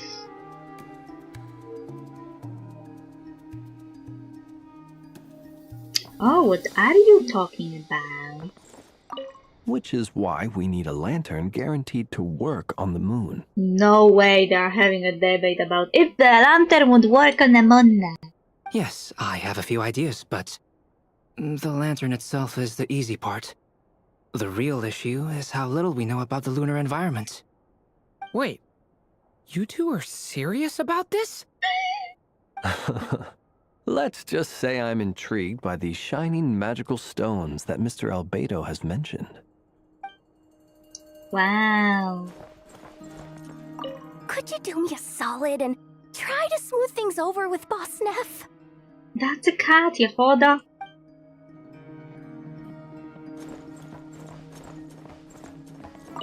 Miss Lauma, would you accompany me into town? I think it'd be best if you saw the Frost Moon Scion's decorations for yourself. Very well. Let's go.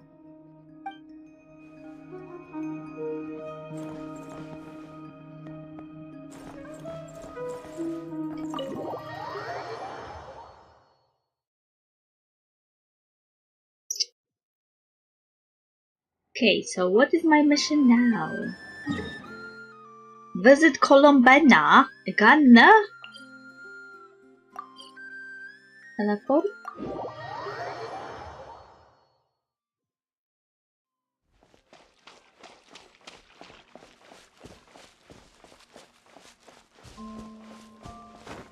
Okay, it took 1 hour and 40 minutes to finish the first. I wonder how long is the second part. There's more quests in this one.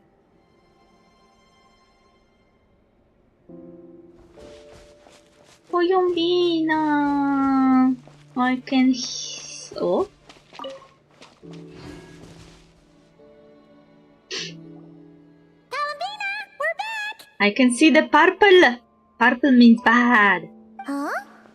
She's not here. I can't sense her presence at all. Weren't there a few Kuhenki here last time too? Where did they all go? Maybe she took them out for walkies. Walkies? For Kuhenki? You're not pets, you know. Oh, well. Looks like we just came at a bad time. Let's try again tomorrow. There's still a few days until Moon Prayer Night, so we're in no rush. Besides, she needs time to rest anyway.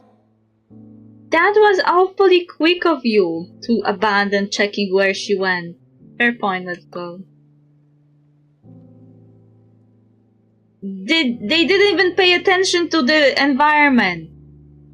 Are you back yet? Hey, can you see the flowers, please? Me? Traveler? See the flowers, look! They look sick. Oh, how strange. Looks like she still isn't here. This is a bit odd. Finally you're noticing. Right? It's not like her to spend so much time outside.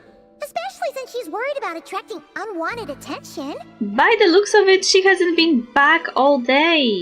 What about Luanatar? Luanatar, you there? Ta-da! You could have asked her the first day. Hey! Do you know where Colombina went? Sorry, didn't understand.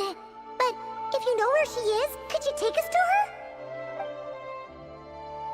Sounds like, I don't know either to me. Yeah, that's even stranger.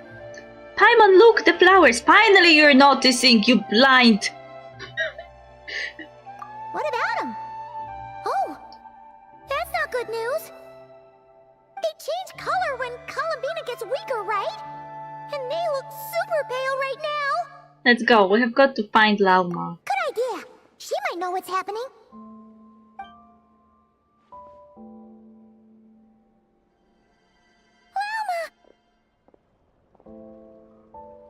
Ah, it's you.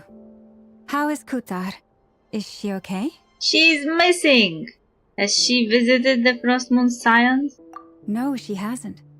I came here to check on her after I noticed the flowers had changed color. Based on past precedent, she must be very weak right now. Even getting up to walk would be a struggle. It seems unlikely that she wandered off outside. Not to mention that she doesn't do that at the best of times either. So yeah, this is super weird. Has anyone approached Silver Moon Hall lately? No. Very few people are in the know about Kutar's whereabouts. And if anyone suspicious had visited, they'd have left some sort of evidence. Come on, let's go to Nasha Town. If anyone has seen her, someone there will know about it. It's not Cry's information hub after all. Makes sense. Let's go! Where is my baby goddess? Baby, baby, baby, baby. Ooh.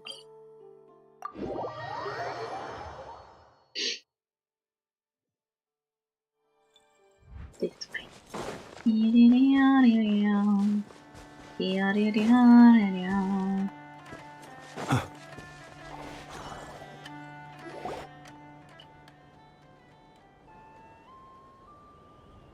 a moment. Is it just Paimon, or is this stall kind of suspicious? It's never been here before, right? Lol. No, I don't recognize it. Alice, is that you? Alas, your free and easy adventure time is over. Now, prepare to face the final boss of Nod Cry. Whoa! Where'd that voice come from? Not sure, but it's definitely hostile. I wouldn't say that. No, not that way. The final boss is right here. The sniffer mole? That's the final boss? Surely not. Also... That voice is a little familiar, no shit. Okay, the jig is up. I'll stop teasing you. Turn around. I'm right behind you. I knew it. It seems I've managed to leave quite an indelible impression, even though you've never seen my face. Ah, nothing could make a great maid more pleased with herself. Wait, did she just correct the camera? Did she just correct the camera as if she was in a TV show or something? Alice, great adventurer of the realms, Dodo King, defender of old Mondstadt, etc. But most importantly, mother of the most adorable Klee. Oh, that's definitely the most important thing.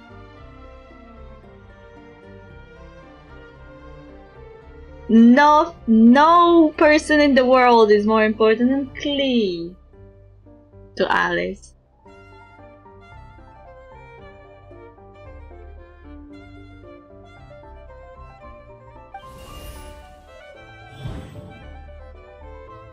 Did she just affect the screen? I think she just interacted in UI. What is going on? Yeah, not only did she touch the camera, she also interacted in UI and changed her name literally by swinging her hand. And the magic changing her name from 3 question marks to Alice. Does it mean that she can literally break the 4th wall? I've heard that all the big shots in Teyvat have long, wordy titles that stun people speechless when they make their entrance. You heard? You didn't know? Unfortunately, none of them are affiliated with the Hexenzirkel, and we ourselves keep a very low profile. The notorious name-dropping doesn't quite work for us. Still, I, for one, think I'm really quite amazing. Lol. So that didn't stop me from coming up with a title anyway. Alice! It's really you this time? Not a lantern or a Dodoko, but Alice in the flesh? Ah, that's right. So, what do you think? How does it feel to finally meet me? I don't know. I like your hat, even though it's kinda weird. You look like You look just like Glee! Oh, that's the first thing you thought. A little surprising, but that actually makes me very happy. Because that means that when Klee grows up, she'll be just as stunningly beautiful as her mother. Shouldn't you be more worried about that, though? The line of men lining for Klee's attention would be endless. Shouldn't you be worried? So she's a friend of yours? Kind of. This is actually the first time we've seen her in person. I see. Madam Mage, that was, quite a powerful entrance. I certainly won't be forgetting it anytime soon. Lauma is like, I just saw a person that is acting as if she owned the world and could change the world with a single blink. And I don't know what to say, so I will just try to be polite. It's okay, Lauma, don't force it. Paimon will do the honors. This is Alice from the Hexen Circle. She's a friend of ours. And of Arcus, too. She helped us a lot in the past. That's right. She's a good person, just kinda unpredictable. She also looks like a fucking Alicia, just blonde. She even behaves like that. She's like, oh, did you miss me? This will be a romantic story like none that has been before. Well, what is the human heart if not unpredictable? Hmm? If we could not do as we please, how would we differ from machines?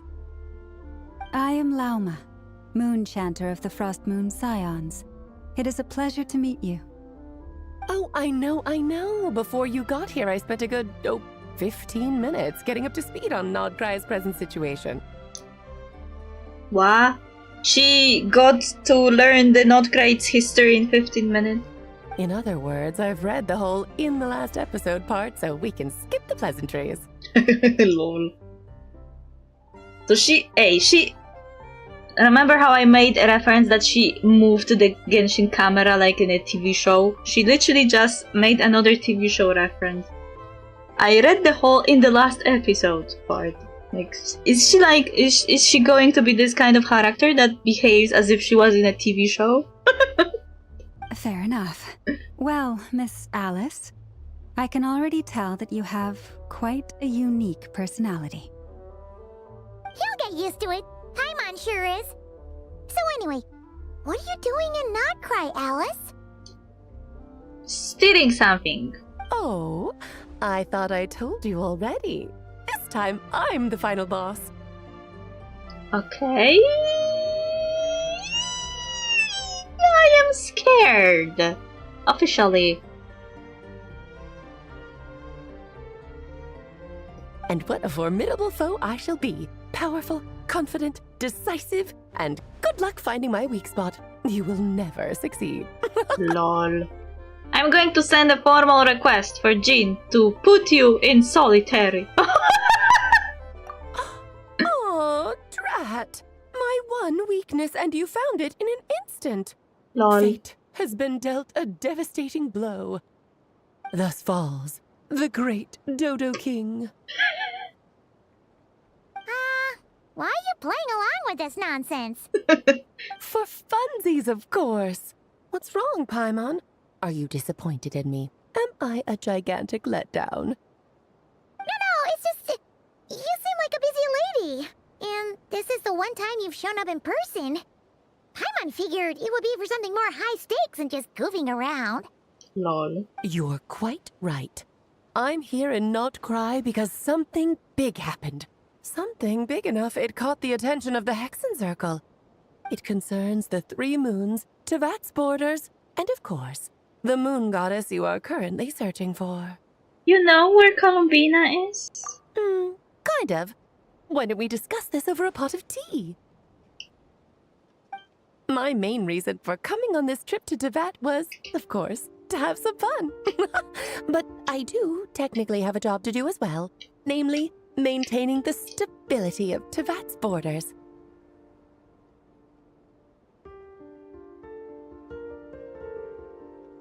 Did I hear adopted?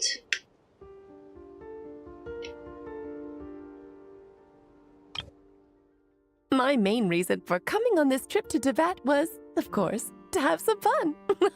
But I do technically have a job to do as well, namely, maintaining the stability of Teyvat's borders. I'll skip over the complicated parts, but to sum it up, abyssal energies are all that lie beyond Teyvat's border. We'd find ourselves in a real pickle if they ever made it through. And the phantoms you've been seeing are a sign that the border has been disturbed. Ah, no wonder they tend to show up around Moon Prayer Night. Is it because the real moon is now so close to us that its power can cross the border? In part, but only a negligible amount passes through. Just enough to influence the verdant crests and so on. And as you've noticed, there has been an unprecedented number of phantoms appearing this year. The influence of the moon beyond the border cannot explain this. No, there is another far greater factor at play. The trilunar syzygy. A trilunar syzygy.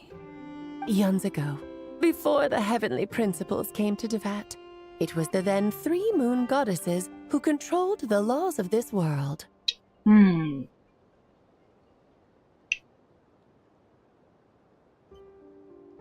You're talking about life, death, and such, aren't you? Oh, that's exactly it. The 3 goddesses split these powers amongst themselves, promising never to consolidate them into one singular body. This was meant to keep the world stable. Okay, cool. But, fast-forwarding to the present, the eternal moon's marrow is with you, while the iridescent moon's marrow, which should never have appeared in this world, has been retrieved. Add that to the presence of a moon goddess in the flesh and... the power of all 3 moons is gathered here in Nocturne. There hasn't been an event like this since the War of Funerary Flame. And it's having a noticeable effect on Teyvat's borders.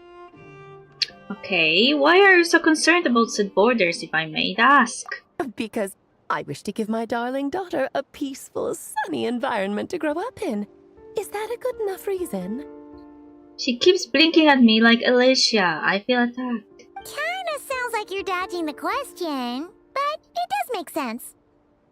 Well, that's one reason anyway, and the most important one.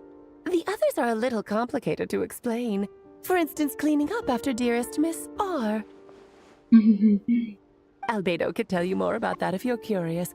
But right now, I have a more important question to ask you. Why are you collecting the moon marrows? Colombina wants to use their power to return home. I see. Nicole told me about that legend once. Nicole? You mean Mage Anne? Oh, so you remember. We heard her voice in Fontaine. Yes, of course. That was a story about fate, her area of expertise. Are they like scholars in the Hexen Circle? But back to the story of our dear moon goddess. I'm afraid her intended method of returning to the moon is unlikely to work anymore. What does that mean? She may be missing, but she hasn't gone anywhere. She has disappeared. What? What do you mean? Once long ago, the damselet who lives here. Wait, what?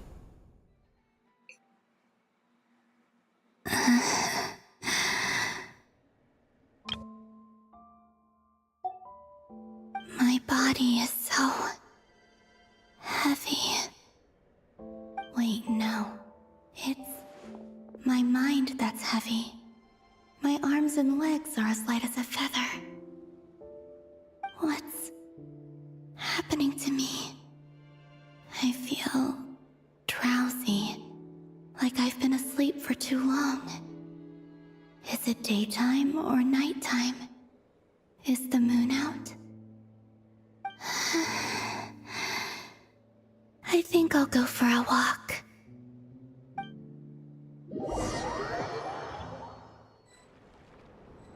My baby goddess is sick also.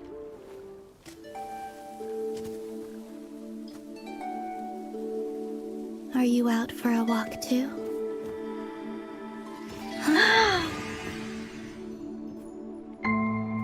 Oh no!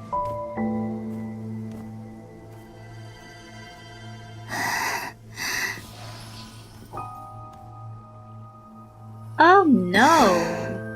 The day has come at last. Shito! I was about to say something.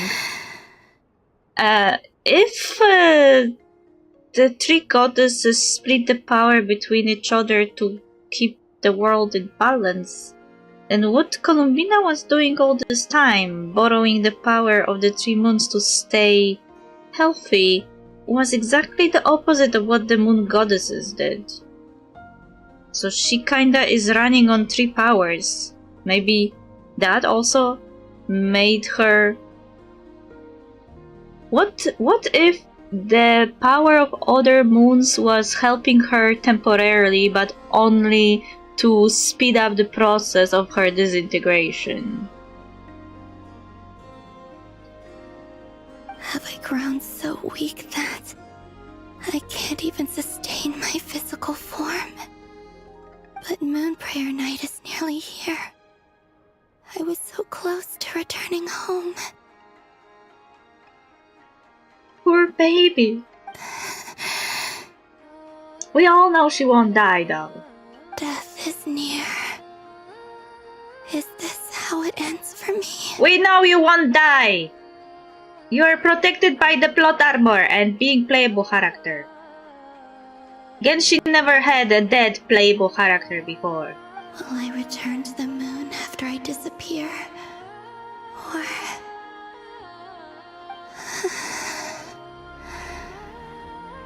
I don't want it to end like this.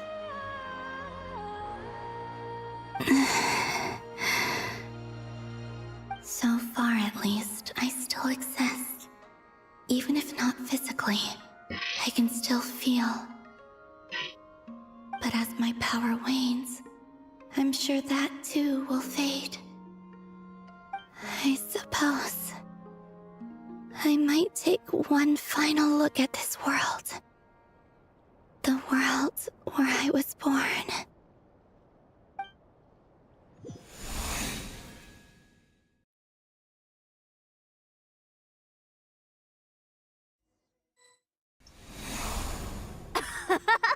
Come on, come on! Wait, I need to...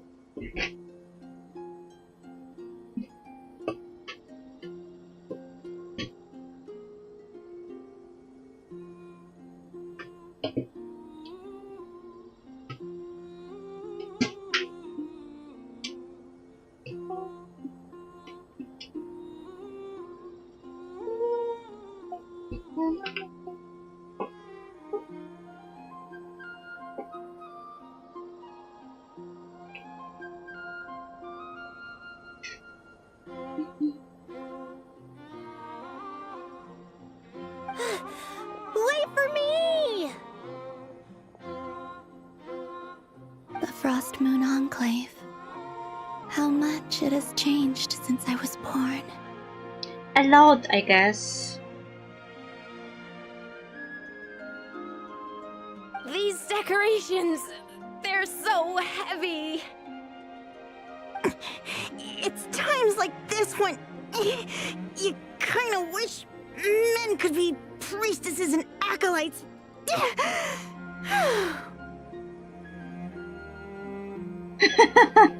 Wait, you have some men. I guess they can't be priestesses and acolytes, but they can be faithful? How fascinating. I've never had the chance to be privy to people's private lives in this way.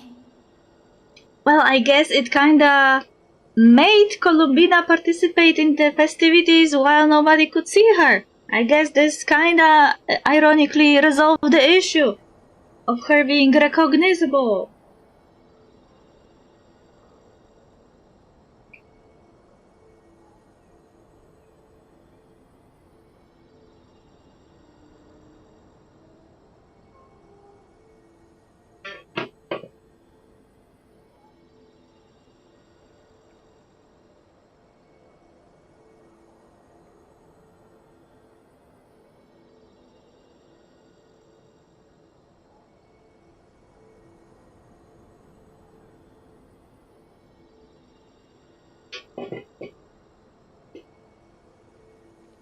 In the past, people would get so solemn and serious the moment I showed my face, like they were frozen stiff.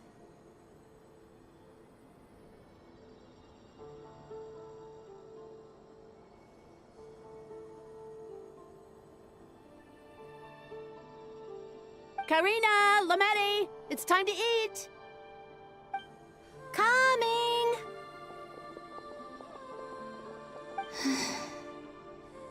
I want to watch them a little longer.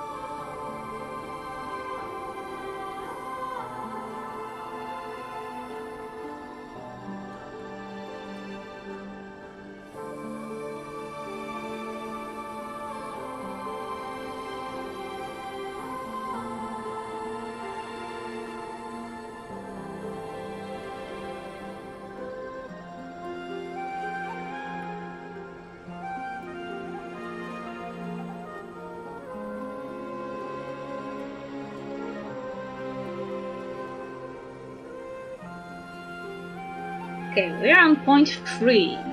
Stroll through the Frost Moon Enclave, I think. Yeah.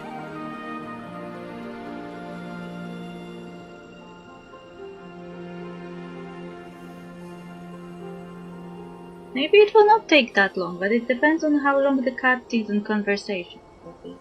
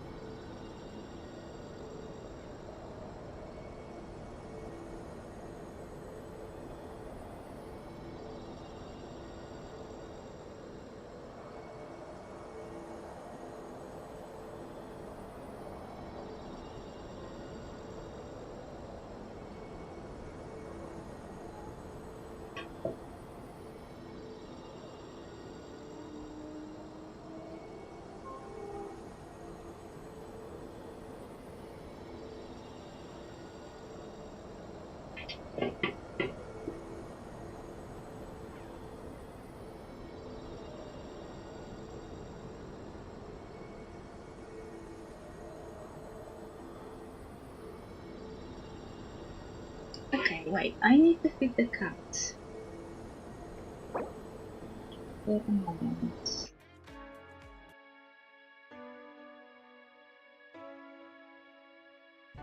My work can grant peace and serenity, the likes of which few experience. It will be worth it. I promise. Go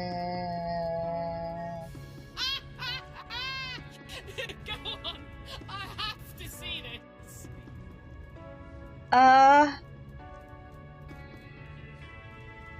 What? I thought he would disagree. To give up! Good, I didn't! I have seriously no idea what's happening on the screen, but I am glad you have fun. This is gacha game, so every character I get, I have to kind of play a one-handed bandit for it. So, depending on my luck, I may get someone, and this is someone I wanted to get! She was on the banner! Yeah, thank you, welcome!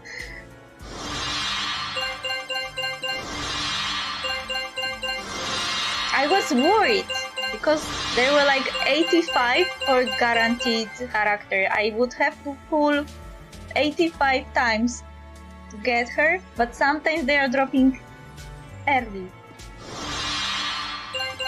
So it was like 40, and she dropped. Thank you very much! now she could reset it again. She is not running.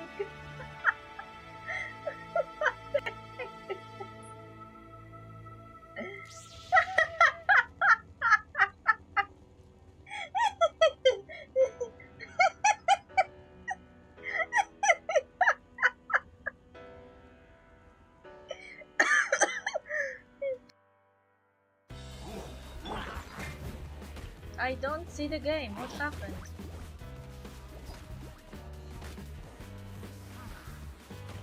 I see the black screen and I don't see anything. What is happening? Huh?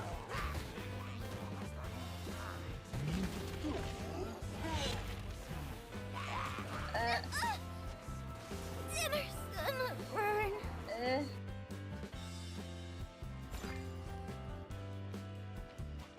Come here. Come here. Yeah, now. Someone, hey!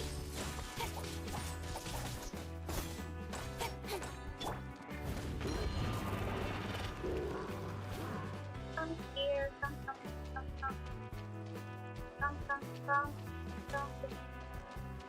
I must leave no stone unturned. Yes. Granddad says that the puppies can find food for themselves, but I'm worried.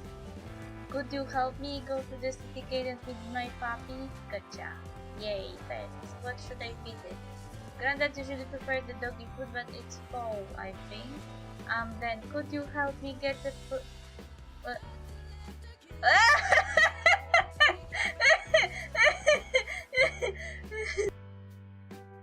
What would he do if I lose? That was amazing. Why are you talking like this? My mind is finally clear. I feel strong. I feel happy.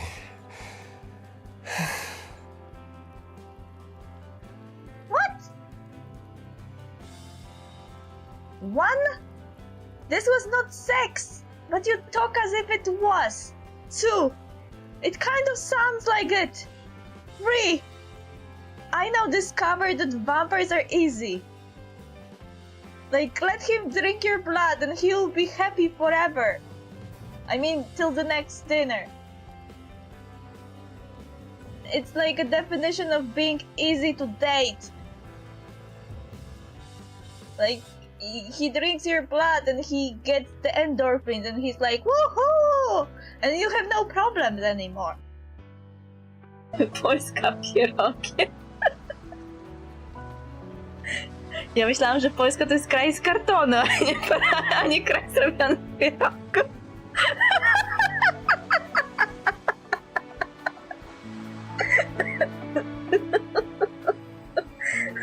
To znaczy, że Polska to jest jak chatka tej czarownicy z Jasiej Makami.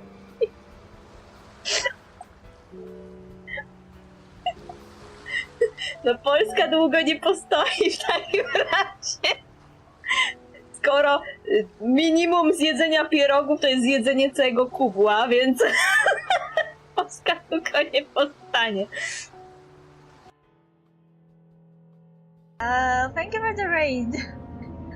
Just the music was in really bad mode. Hey, where's my chat? Give me back my chat. Hello?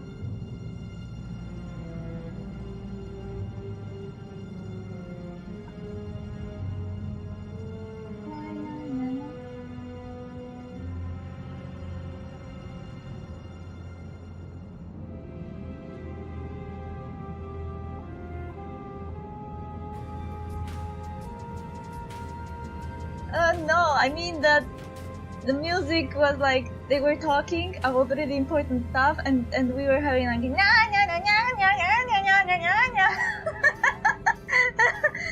I mean, if we put it that way, that was a perfect timing.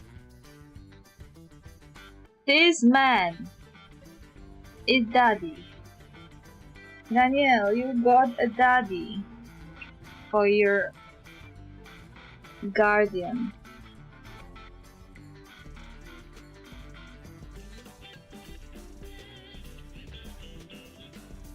This man, look at his huge manly booba.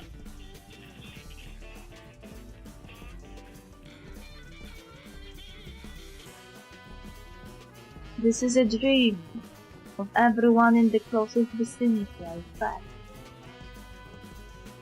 Regardless of gender, everyone likes squishy things.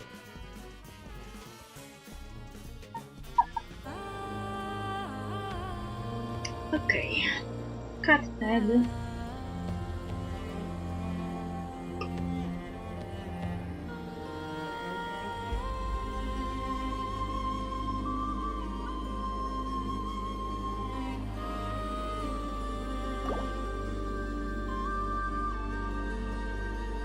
Oh, this is how she is going. Not, I thought it will be... I saw a video with her moves.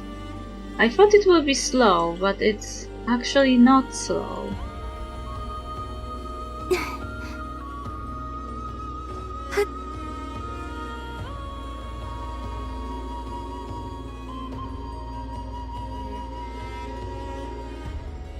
So just fill these balloons with air, right? Yep. Try a couple now to test things out. The rest can wait till Moon Prayer night. Think fast. Rita! Teasing an acolyte of the Frost Moon Scions? Surely that's a punishable offense. Oh no! Take this!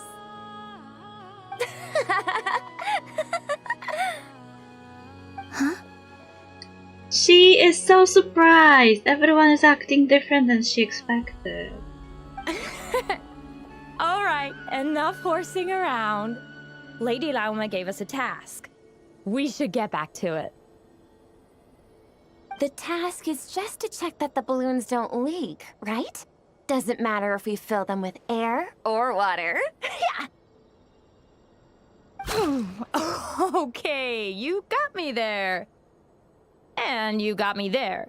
But still, we can't use all the balloons before the festival even starts. We won't use all of them.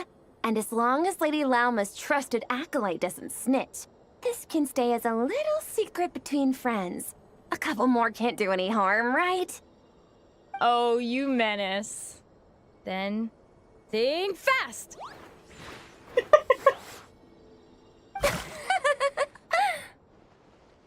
We will run out of balloons! Is pumping a balloon full of water really so much fun?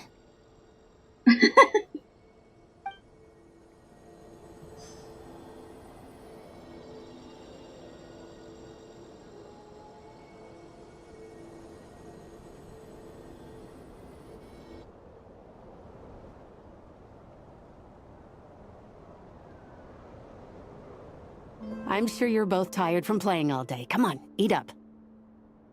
A plain, humble meal.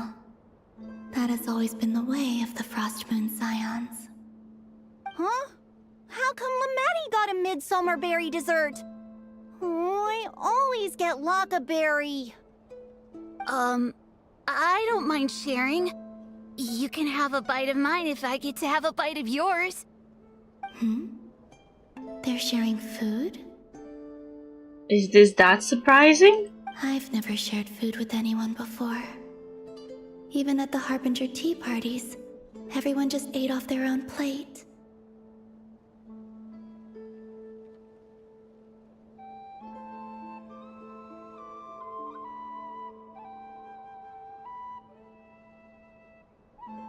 And when I couldn't finish my food offerings from the Frost Moon Scions, they'd leave the leftovers out under the moonlight for the animals to claim.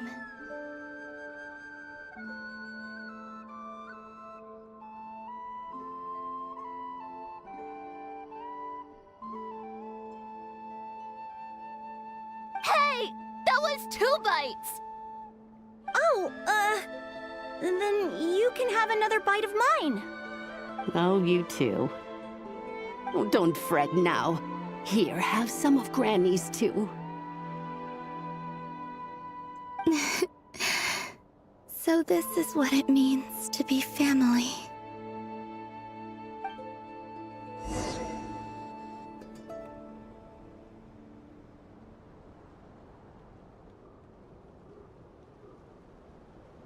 I'm seeing so much that I'd never usually get to see. They'd never act like this when I was around. It's nice, being able to just watch people in peace in these final moments. What a rare opportunity. I think I'll go take a look around Nasha Town, too. Maybe the Traveler will be there.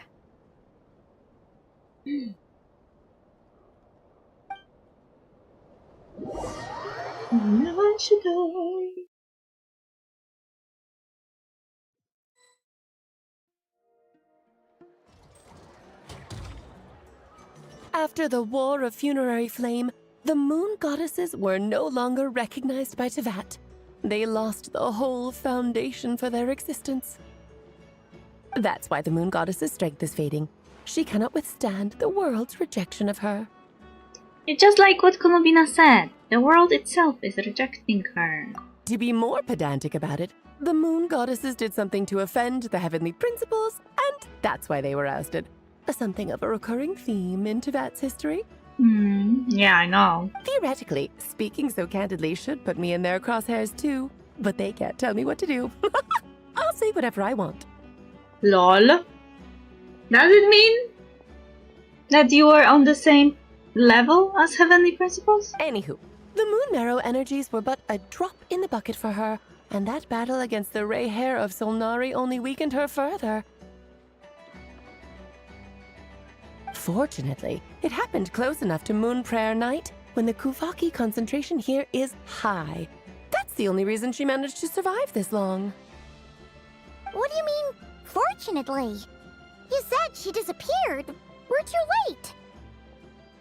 Ugh, what a headache. I thought this was all common knowledge. I guess I have some more explaining to do. Okay, buckle up. It's time for another lecture. Lol.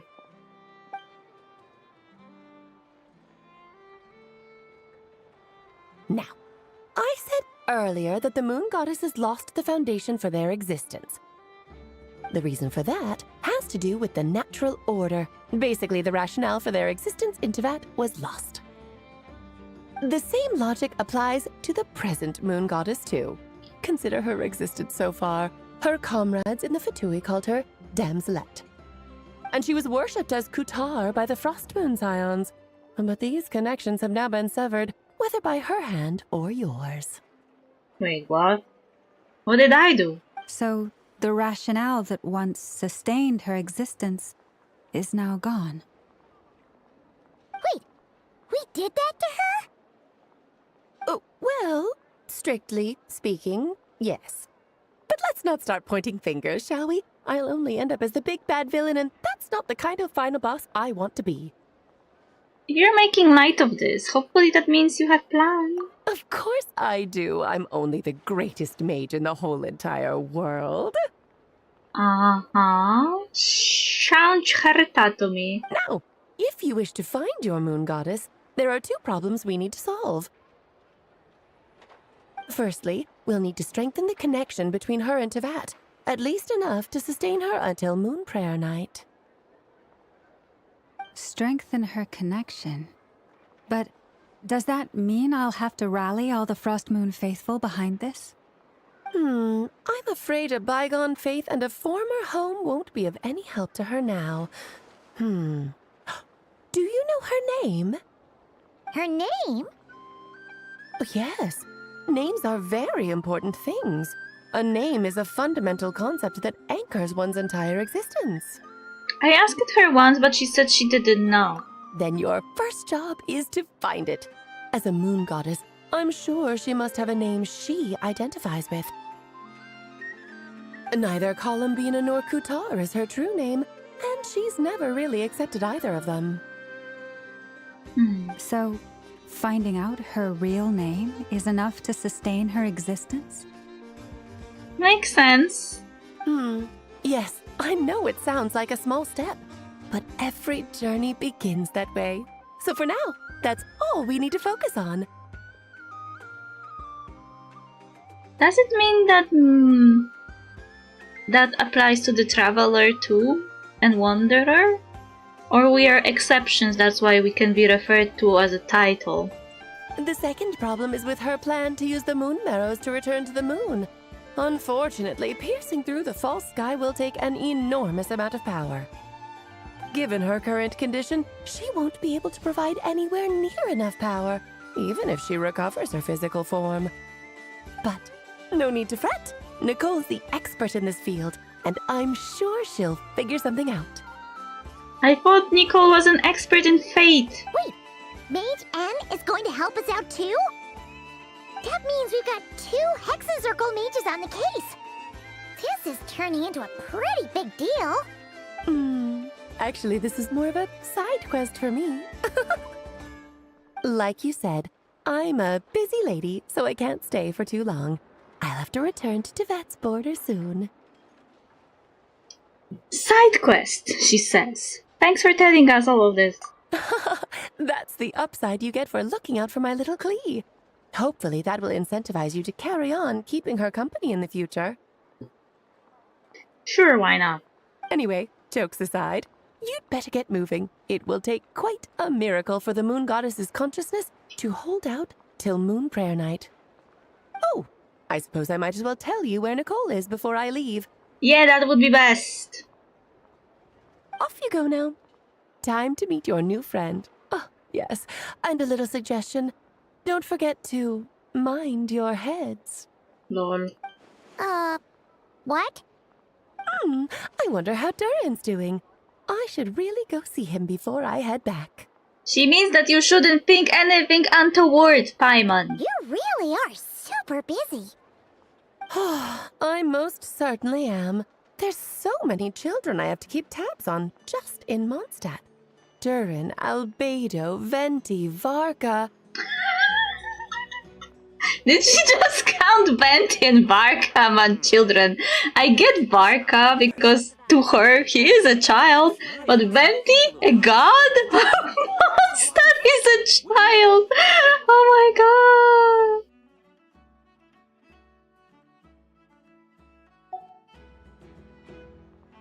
There were some unexpected names in there. Klee didn't make the list, huh? Lol. Of course not. Klee is my pride and joy. I have no qualms about her, because she's the best child in the whole wide world. Yep. Klee's a little angel.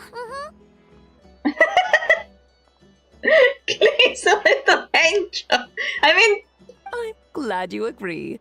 Well, all the best. See you when I see you. Never cross a mother. She left in a hurry. Yeah.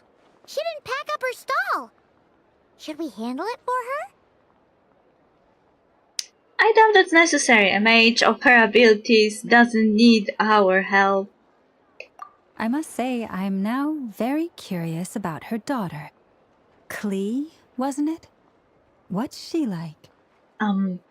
Little pyromaniac that is going fish blasting on the nearest lake. That's a long story. Come on, we'll fill you in as we go.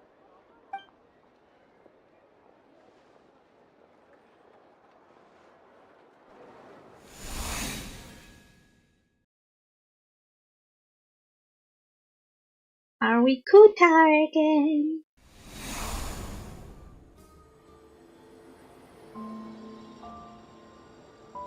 What a lively place.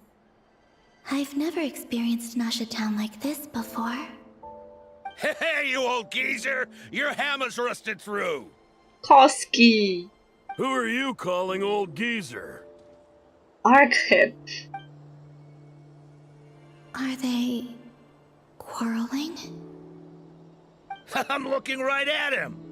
You've really gone downhill since giving your daughter free rein in the workshop. Can you even swing a hammer anymore? It shouldn't take you days just to fix a single chair. Oh. You might as well use that hammer to massage my back for all the good it's doing. Lol. Don't run your mouth, or you'll get a back massage that'll put you in bed for the rest of your life. Look, the materials haven't arrived yet, all right? You know how busy it gets in the days before Moon Prayer Night. I'll bet you send all the materials to your little princess. Blood's always thicker than water, huh? All right, you've made your point, Uncle Kusky. As soon as the materials arrive, fixing your chair will be the #1 priority. And Dad, if you've got time to chat, why don't you lend me a hand, Leo, look up. See? Lolka knows what the score is. I guess they're friends. But the way they spoke to each other was so ugly. Then again, it wouldn't be the first time I've seen something like this. Columbina! Sing outside my door in the middle of the night one more time, and I'll unscrew your vocal cords. You hear me? Oh, Sandrone. So that was her way of trying to be friends with me. What a pity. I won't get the chance to say any ugly things in reply. I don't think they would suit you.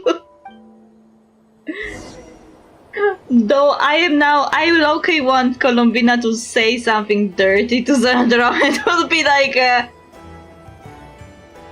like seeing someone cute swear too much. It would be so funny.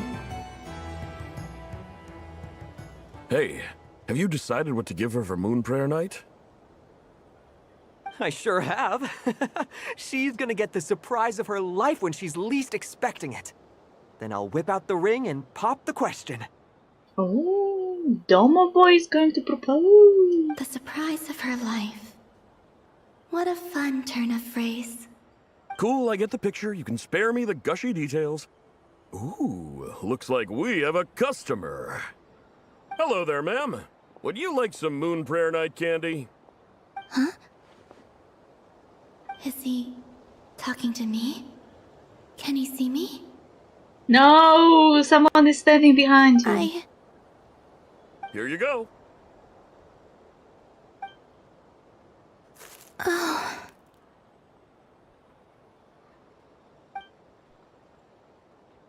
Come back anytime. Right. Now, where were we? Aww. It's so sad. I don't know why, but I still held out hope. Oh, she's so sad. The most important thing right now is to find that mage. Oh, that's us. This name thing seems super important too, but where do we even start looking? I'd better go pay the Fatui a visit. We can see her! No!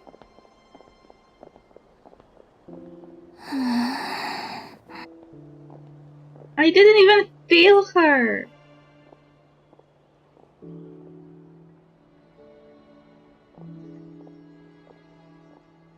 Columbina?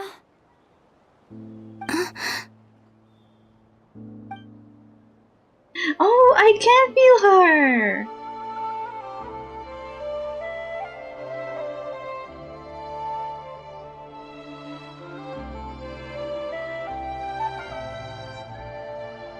Traveler? Let's go! This is no time to be spacing out!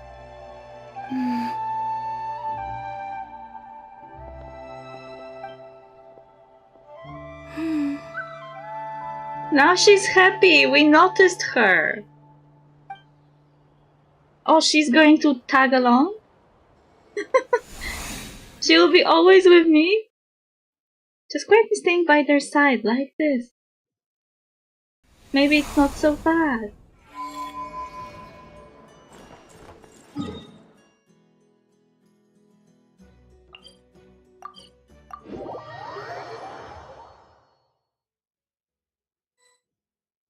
She would leave if I didn't send her. Where are they going? They mentioned a mage and... a name? We're looking for your name. So, Mr. Varka, are you acquainted with this Nicole? Or should I call her Mage N? Not really. We've never met, though she has come up in conversation. From what I've gathered, Alice kinda took Nicole under her wing. Taught her how to speak in a more ladylike fashion, that kind of thing. Huh. Hard to imagine Alice as an etiquette coach. Yeah, Alice is a larger-than-life personality, I'll give you that. But then again, that's why she's able to draw such an eclectic mix of people into her inner circle. Said another larger-than-life personality. If I remember correctly, being an interesting person is actually one of her main entry requirements. So, if you ever wanted to join the Hexenzirkel, I'm sure you'd both be eligible to apply. Hey! Don't go around making promises on Alice's behalf. I wouldn't dare. I'm just trying to paint a picture of the Hexenzirkel for you. Okay, sure. Anyway, since none of us have ever met Nicole, how are we supposed to find her? We can't just go up to every woman in sight and ask, "Hey, are you Nicole?" Maybe something she's wearing will give it away? Like, a wind bloom pinned to her chest or something. Wait a minute. Alice never said Nicole was from Mondstadt. Oh, true. What about the tea set? I recall that each mage has their own cup. That would be... this young lady, then? Ooh, nice dress. Oh, she has a tattoo! Hey there! Sorry to disturb you, but...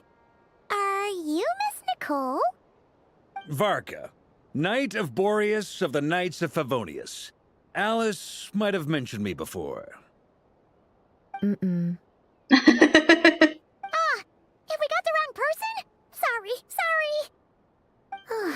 Well, this is awkward. Oh.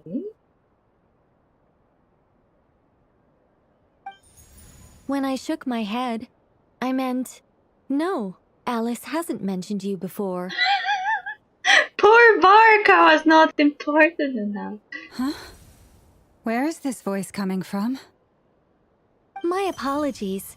For certain reasons, I am unable to speak. This is the only way I can communicate with you. It might take some getting used to, but I hope you can understand.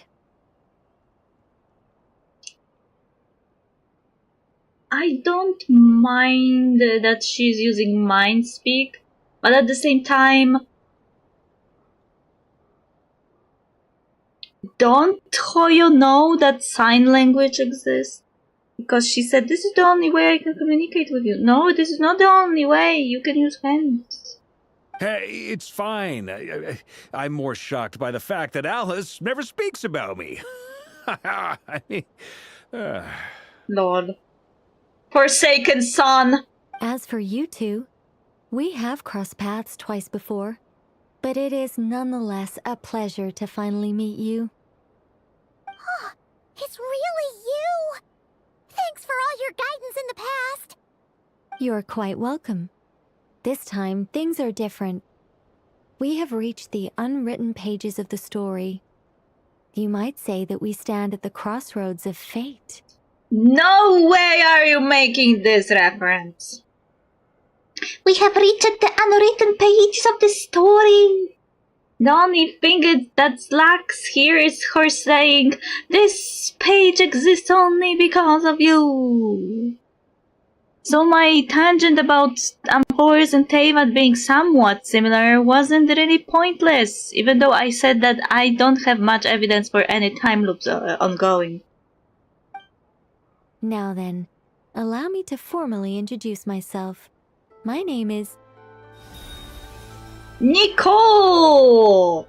The unappreciated master sculptor, the immortal literary giant, if only they would write. And the silent angel, yet also the orator, the instant they utter a word, etc., etc. In summary, to remain silent is to be the observer of the world. No, stop! Alice! I can't believe it! I had a whole speech prepared. I'd agonized over every single word. She always picks the worst moments to ruin other people's plans. I'm so sorry about that. Alice took the liberty of devising some bespoke self-introduction magic for each member of the Hexen Circle. Lol. So she really can affect the UI, I guess. But I could have sworn I deleted all of the triggering conditions for it. How did it bypass everything? Oh gosh, this is so embarrassing. Lol. This is a very different side of Nicole than what we're used to. Is she not used to face-to-face interactions? Don't worry about it. We've seen that introduction magic once already, so it wasn't too much of a shock. Please go on, Miss Nicole. We'd love to hear what you have to say, or, well, communicate. Huh? Are they talking to this lady? But... Will you all promise to forget that horrendously embarrassing introduction? Oh, Columbina can hear her. That's interesting. Sorry, embarrassing. When? Among the words that hopped out just now, I saw angel. Yes, my name is Nicole, and I am one of a very few angels who have retained both their preferred form and their power. So that's easy. The Traveler and Paimon should be no strangers to this concept. There is another of our kind in Natlan. They call her the Lord of the Night. Alright! Paimon remembers her! But we have never seen her in person. Yes. Well, I have retained more of my power than she. It's because I don't have a long-term duty to fulfill.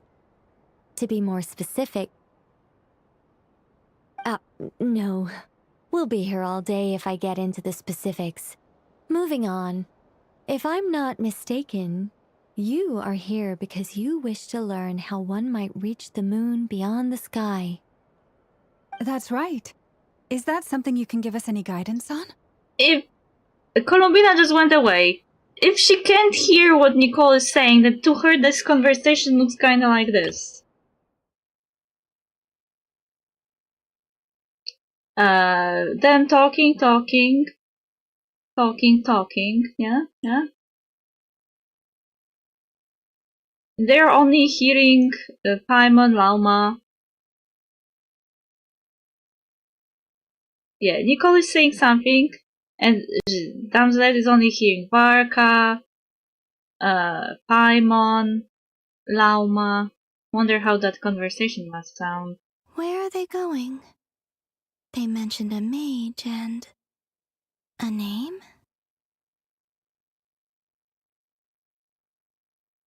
Like here, for example. Please go on, Miss Nicole.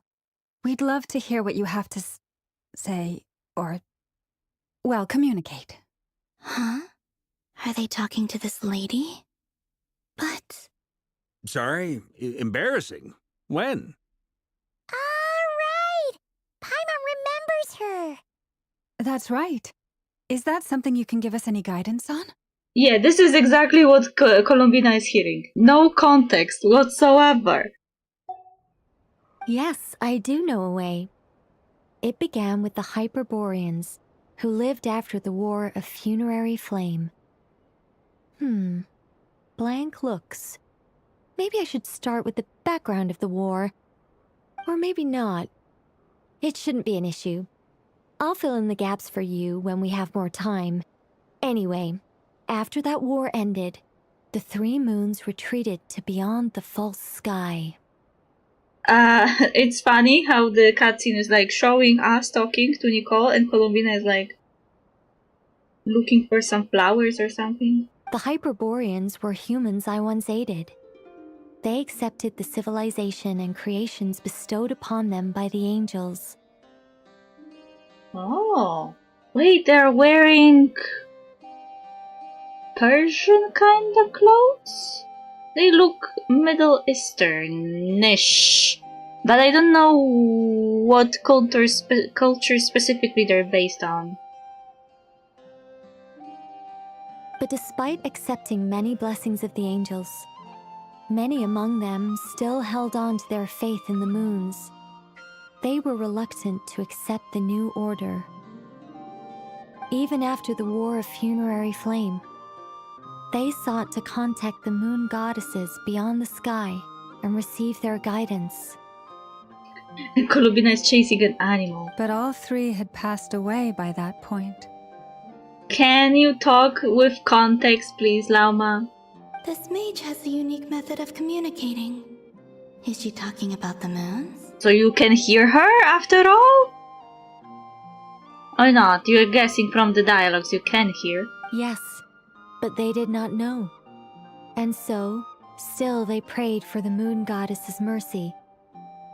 After building titanic structures that consumed vast amounts of Kuvaki, at last they glimpsed the moons and heard their voices.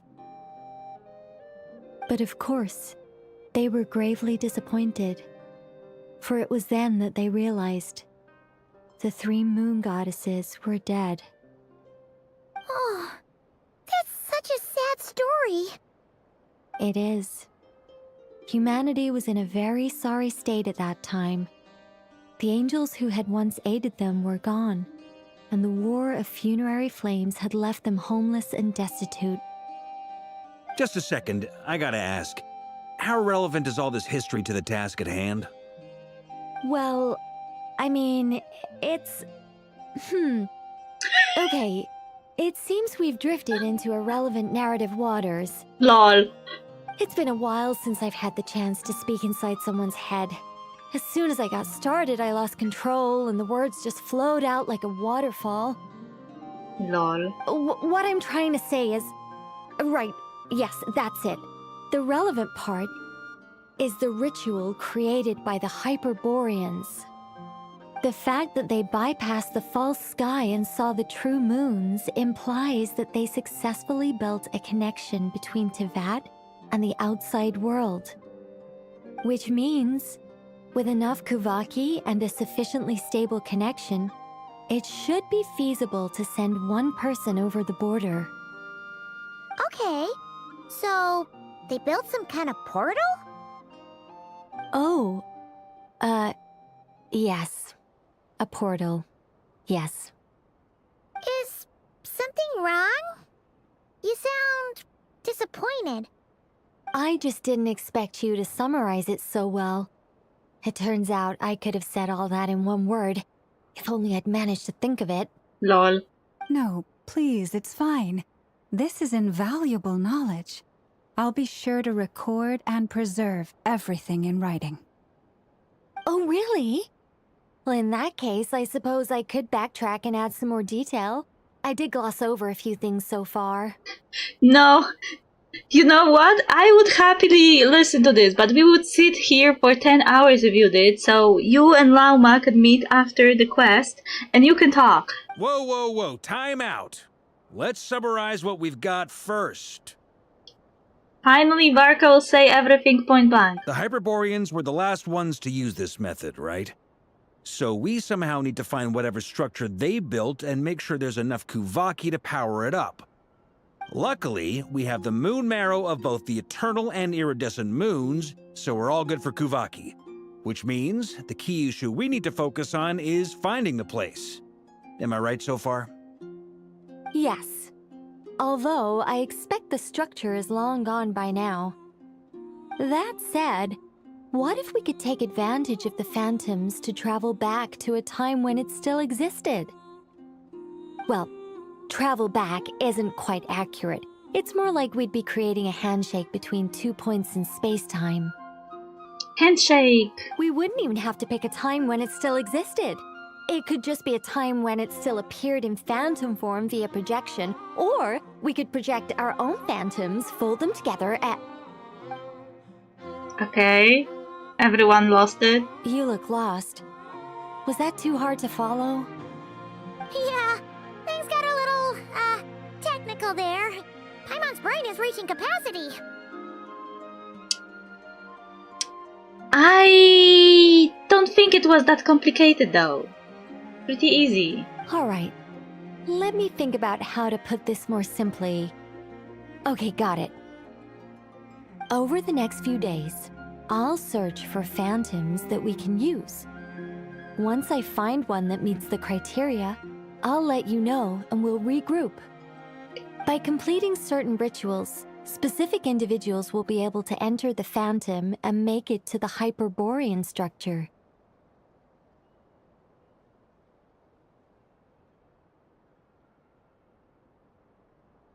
If everything checks out, and it looks feasible, we'll just need to wait for Moon Prayer Night, and we can send the Moon Goddess back home. I'm really skimping on the detail here. Is this making any sense at all? I think so. For now, we'll just wait to hear from you. Yes. Basically, yes. Great. Counting on you.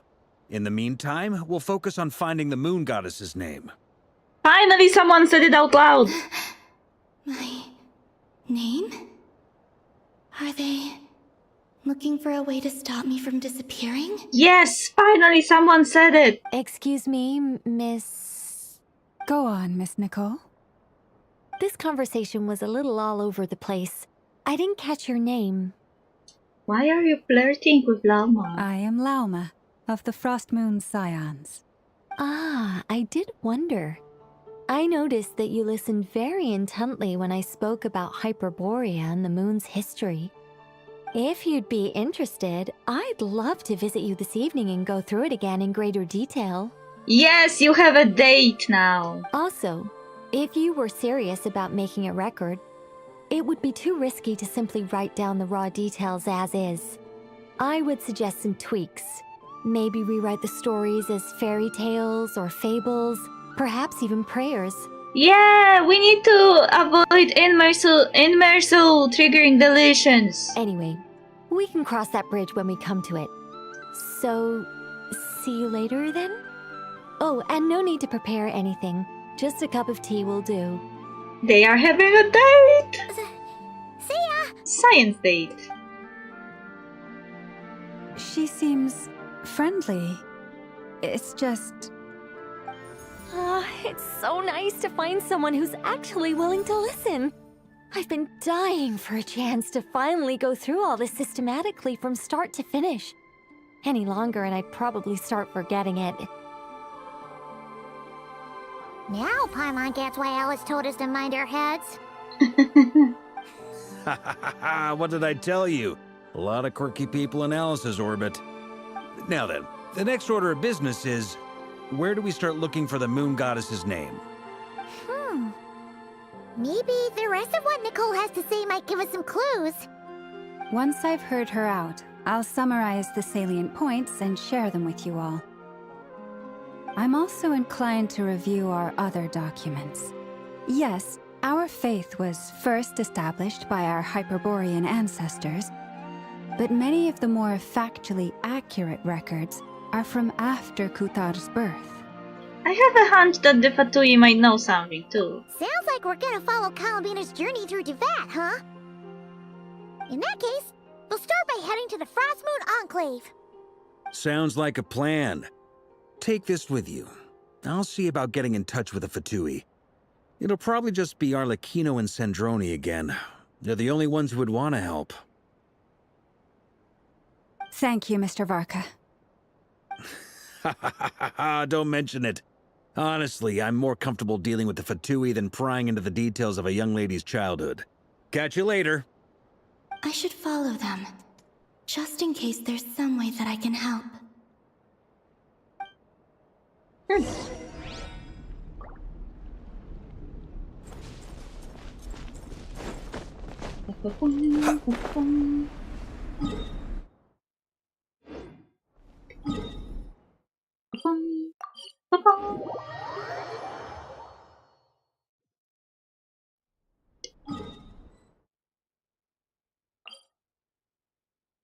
Ripples that will never reach!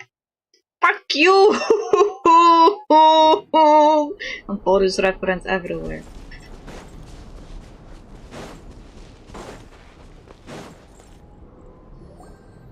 A while ago, I took the time to organize all documents in our possession that pertain to Kutar. What you see here is the material I consider reliable. You're saying there's unreliable material too? Yes. Most of the information we have was transmitted through an oral tradition. Inevitably, some of her stories were mythologized and deified over the years through countless retellings.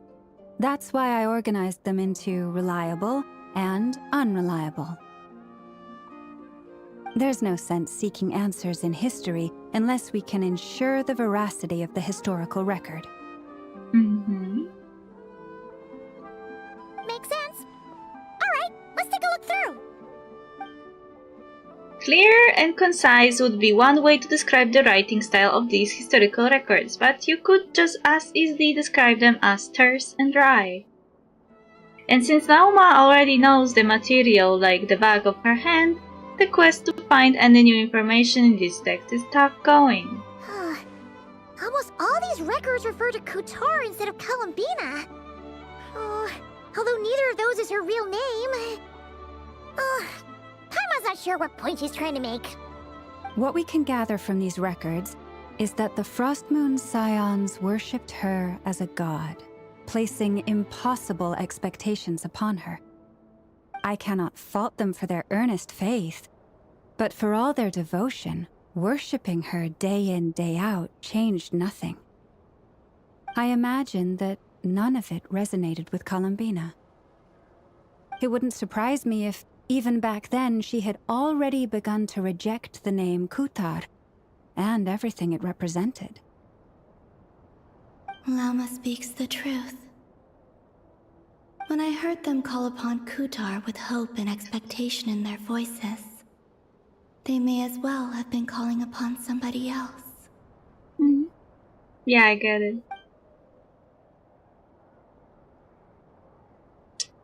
When you were organizing this text, what criteria did you use? Well, that's a bit complicated. I looked at the level of detail, perceived authenticity, prose style, and how realistic their portrayal of Kutar seemed to be. Amongst the Frost Moon Scions of today, only I know of her existence, and I alone have spoken to her face to face.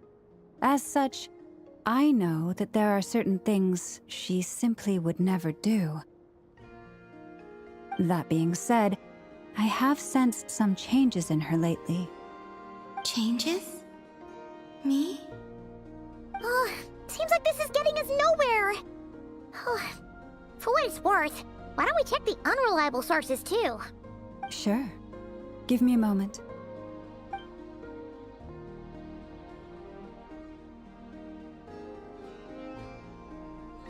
Exerting but a fraction of her divine might, Kutar sheared a great mass from the snow-capped mountain and cast it into the sea, upon whose surface shone the mirror image of the moon. Thus was formed the island of Hisi. Yeah, right. That doesn't even begin to pass the sniff test. The three moons are naught but lies through and through. Only one moon has ever shone for us, and Kutar is her name.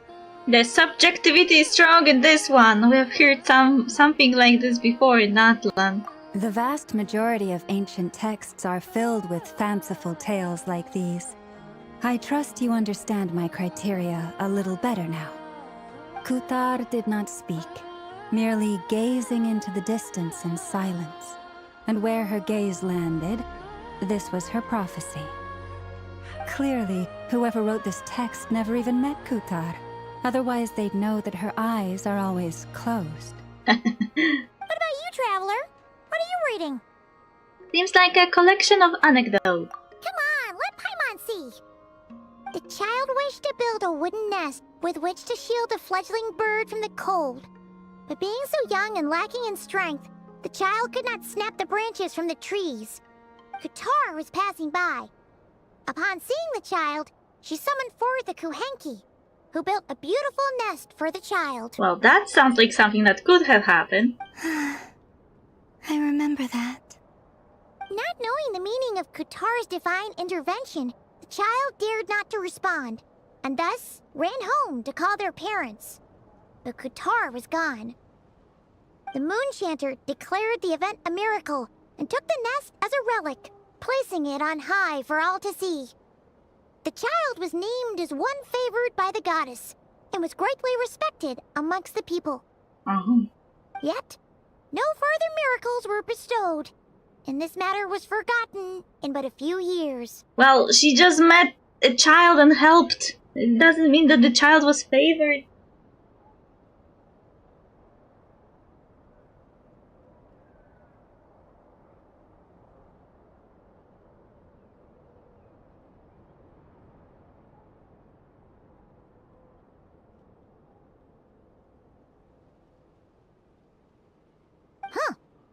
Any thoughts after reading that? If it's true, it gives off a somewhat lonesome feeling. Yeah. Columbina probably just wanted to join the kid in making nests.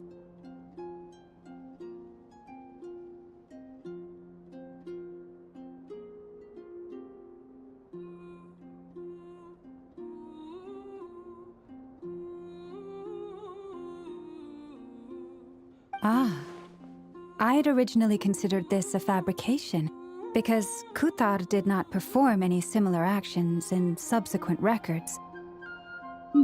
But now that I think about it, it does seem like something Columbina would do. It's just that... She didn't know how other people would interpret her actions. She was probably worried about making things difficult for people. And so, she gradually stopped joining in. Yes. Oh, that's so sad. Aww. Aww.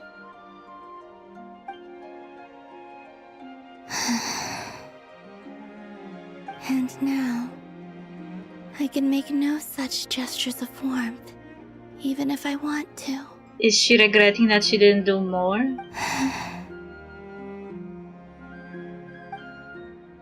Still no name. That's a bit of a shame. But we did learn some interesting stories. That's gotta count for something. Barca said he was gonna set up a meeting with Arlecchino and Sandrone, right? Let's go back to Nasha Town and see how he's doing.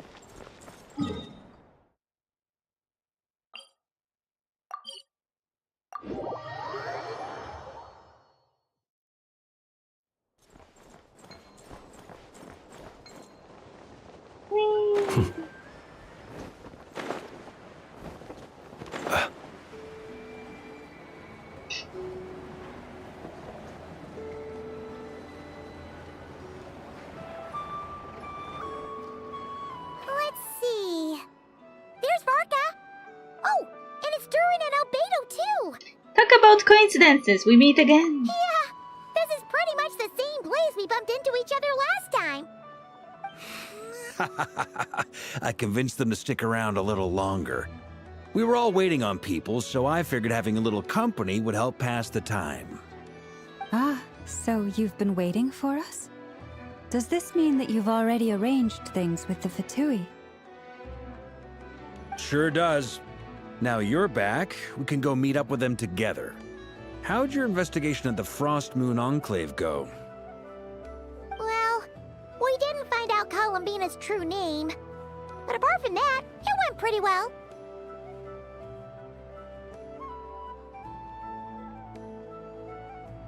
We learned some stories from her early days.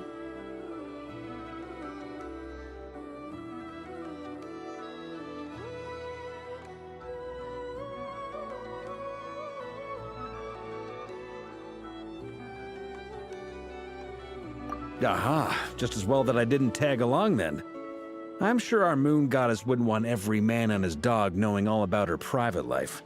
Still, desperate times, desperate measures, I guess. Someone had to do it.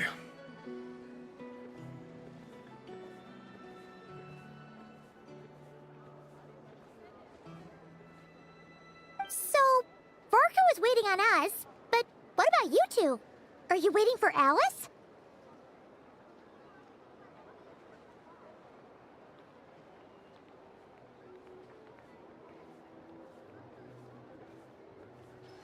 Oh, no, we already met with her. We discussed that experiment I mentioned to you last time. Oh, and she also handed me this communication device. This looks familiar. I'm sure I saw one of these back on the Golden Apple Archipelago. That's right. I understand she informed you about the relationship between the phantom phenomena and Tevat's borders, yes? She wants me to help her with some more experiments on that front. She said that she'll contact me through this device with more information. Ah, I see. Following instructions and making observations. Pretty common research method. Takes me right back to Albedo's lab. Wait, then who exactly are you meeting? Someone you know. Albedo's met him too. But I don't think Miss Lauma or the Grand Master have been introduced. Is this Wanderer? Introductions are overrated, especially in cases like this. It's you! So, it's not like the Academia has prohibitions against going abroad. Also, I applied for leave. I've been writing to Hat Guy since obtaining a human form. I've already brought him up to speed on everything that's been going on in Nodcry.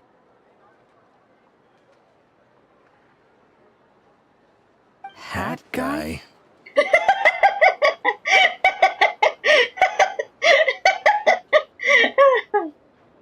I mean, this is the stupidest name they could have given me.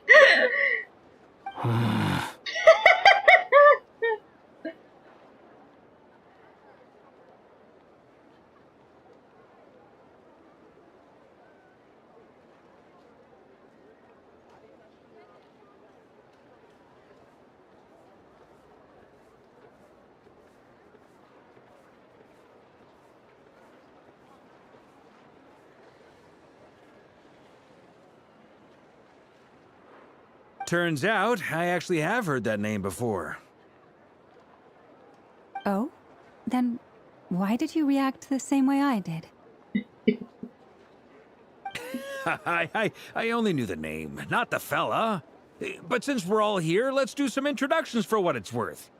I'm Varka, Grand Master of the Knights of Favonius. Lauma, Moon Chanter of the Frost Moon Scions. And I'm a Driosh from the Vahumana Darshan of the Sumero Academia. Hat Guy. He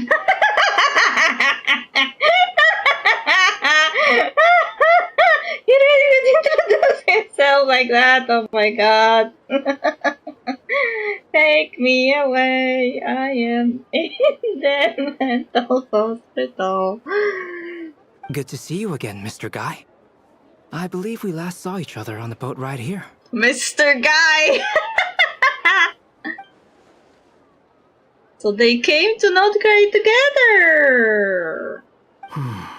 Mind you, the only reason I came here is because there's someone I want to look into. Il Dottore!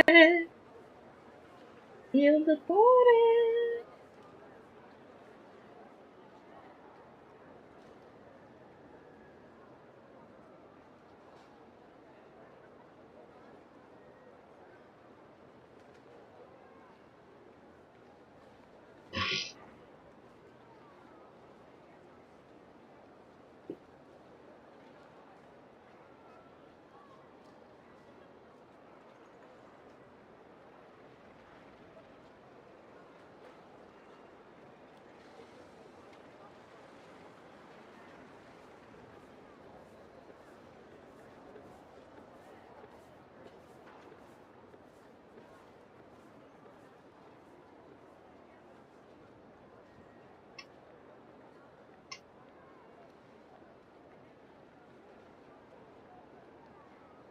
The Doctor, also known as Dottore, second of the Fatui Harbingers. Oh no. Just as I hoped. From the tone of your voice, it sounds like there's bad blood between you. Ah, there's bad blood between him and everybody. I was reviewing our archives and noticed that a lot of information about him was missing. Left a bad taste in my mouth. That's all there is to it. Dottore, or Zondique, as he was then known, once studied at the Academia, but he got kicked out before he could graduate. Zandik, I've heard that name before. Back in the ruins when the Ibis King mentioned that student. That was the Doctor. So the Harbinger's #2 man is a college dropout? How embarrassing for them. Oh my god. So they have the word college? Last we heard, he was planning something. We actually heard that a few times before, even coming to Nocturne, but we haven't seen a trace of him since we got here. He only appears when something interests him. For all we know, he might have left already. But the fact he did something here at all is worth noting. It'll fill a couple extra lines in his file. Why does it sound less like a file you're writing and more like a criminal record? Because he is a criminal. Anyway, we were just about to meet 2 of the other Harbingers. Want to come along? You might learn a thing or two about him there. Sure. Even though they're harbingers, well, they're old acquaintances of ours, so, you know, when you talk to them, try to be... I got it. The Frostmoon Scion's relations with the Fatui remain tense. Forgive me if I do not attend. In that case, we'll continue assisting Miss Alice with her experiments. Good stuff. Everyone's having a fruitful time. All right, we better get going. I'll lead the way.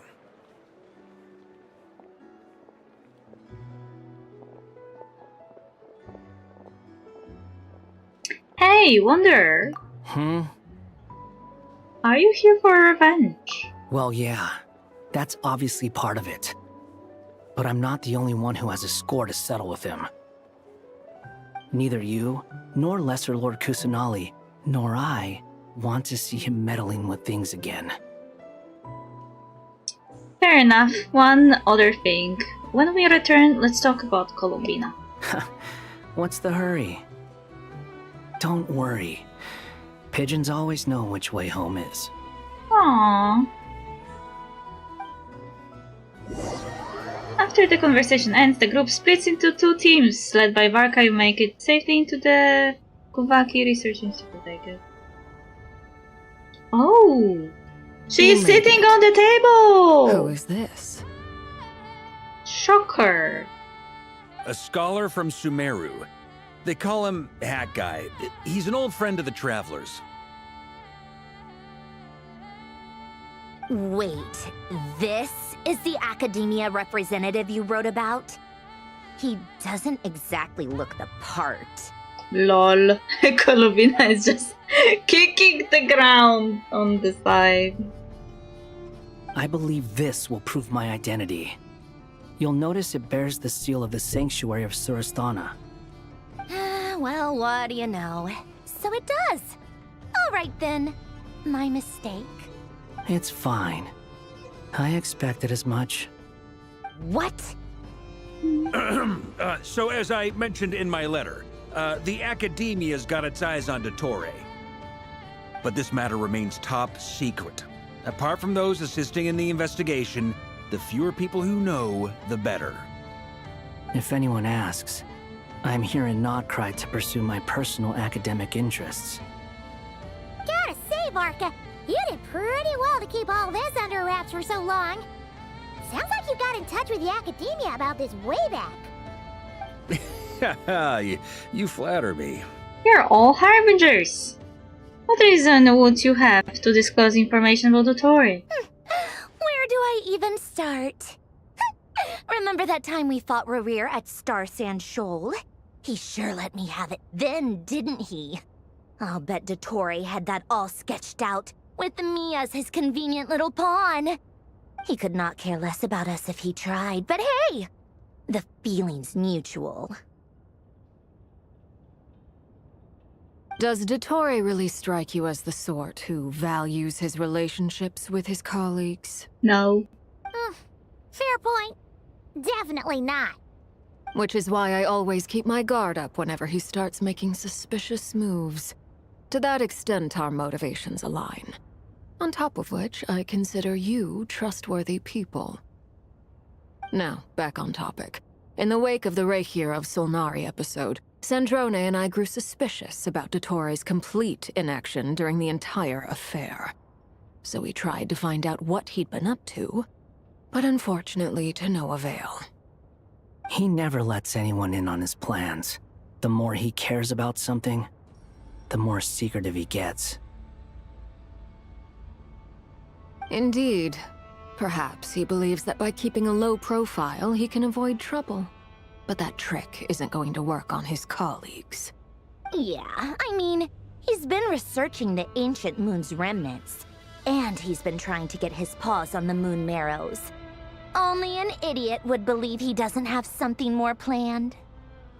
With this in mind, I returned to Snezhnaya and relayed my thoughts to Her Majesty the Tsaritsa, entreating her to have him recalled. Ooh, and she didn't. That's pretty direct. Did the Tsaritsa agree? Yes. I made it abundantly clear that the Fatui's business in Nodcry is almost concluded, and we do not need 3 harbingers in this territory. Her Majesty concurred. Accordingly, Dottore has returned at her orders. I imagine he is continuing with experiments, which no one besides he would ever have any interest in. Common sense might mean nothing to him, but he's not stupid. He knows that no good can come from opposing the Tsaritsa. Smarts alone won't get him all the way. He needs the Rooster's resources and Regrator's Mora, both of which the Tsaritsa can strip from him by waggling a finger. But doesn't he have a track record of publicly following orders while going against them in private? He probably has it down to a fine art by now. Wouldn't put it past him. We worked together on a research project once. Only briefly, but it was enough to show me that we're fundamentally different people. He has no interest in doing things methodically, stage by stage. His thoughts jump all over the place, and the moment his curiosity is satisfied, or he gets the results he wants, he disappears. The only similarity we share is that, once we set our minds on doing something, we will see it done, whatever it takes. Oh, we definitely saw some of that in your battle with Rerir. You got so competitive. Ugh, do not remind me. Then I believe we all concur. Dottore will not simply give up. Fantastic. Now this is turning into a whole day of unpleasant memories. Ugh.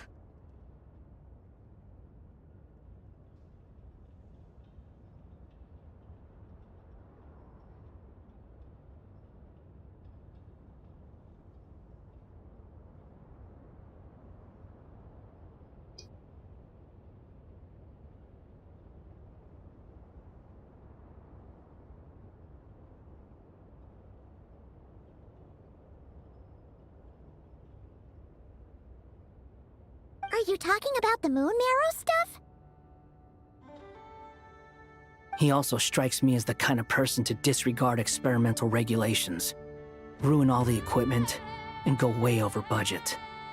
Then leave the first person he can find to deal with the fallout. True. That's so true. Exactly. This one time, he was running some high-temperature experiment and the substance exploded. But does he care? No. He orders his subordinates to open the device so he can observe the results, which causes the gas inside to leak out. That gas was poisonous! If I hadn't been there, who knows how many people might have died. And after all that, he left, while I was still cleaning up after his mess. What a waste of time, he said. Waste of time? The nerve! He wasted my time! It was funny. She was getting angry and Colombina was like touching her cheek as if it was the funniest thing in the world to do to someone who can't see you.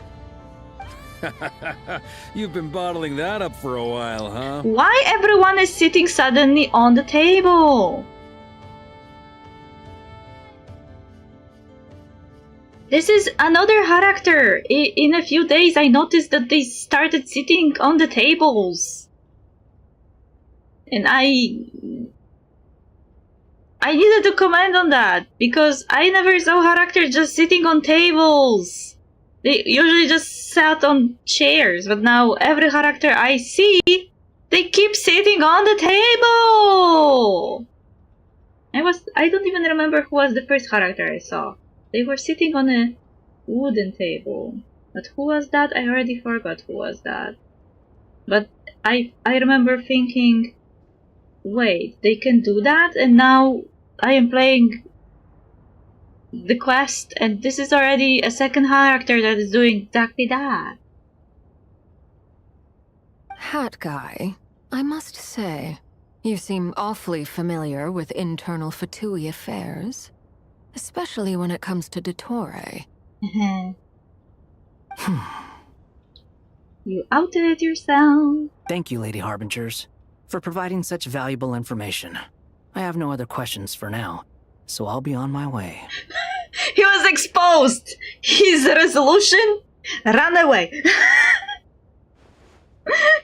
What? You're just gonna leave? Yeah, he's right. You're welcome to join if you want. Ugh. Just when Paimon thought he'd finally mellowed out. He makes quite the impression. I'll say, I've met tons of headstrong people, but not many of them would join me in bad-mouthing Dottore. Anyway, back to the main agenda. Barca, you said that Colombina has gone missing? Or rather, disappeared. Yeah. We're working on building a connection between her and this world. The simplest method is to find out her real name. I've actually asked her that question before, but she said she didn't know.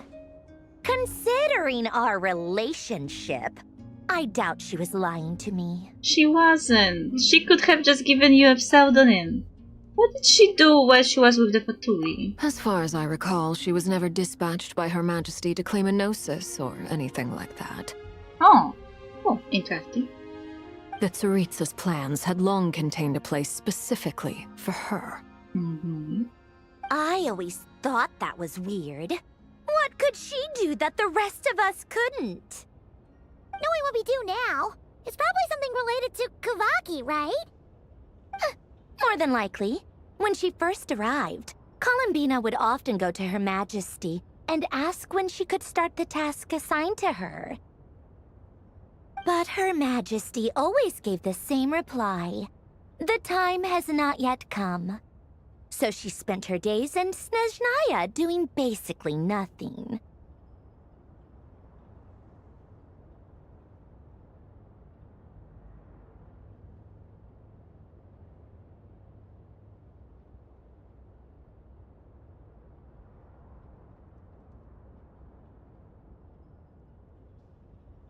The Tsaritsa has summoned a beautiful blind maiden to be a harbinger, giving her the third seat by virtue only of her enchanting voice. Those are the stuff that people told themselves.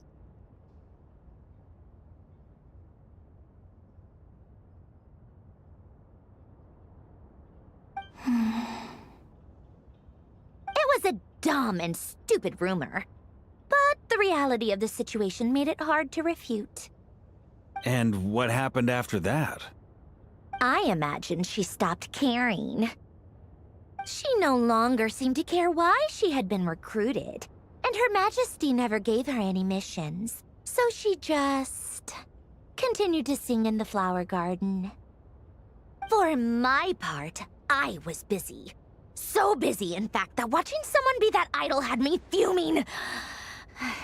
But still, I got the sense that she had long been used to a life of other people claiming she was needed when she wasn't. I just felt that having a place to stay would cost me something eventually. And so I waited quietly for the day that I would have to pay the price. And on the other end of that spectrum, you had me. Someone once told me that I had the lousiest work and the toughest luck. That's a good way of putting it.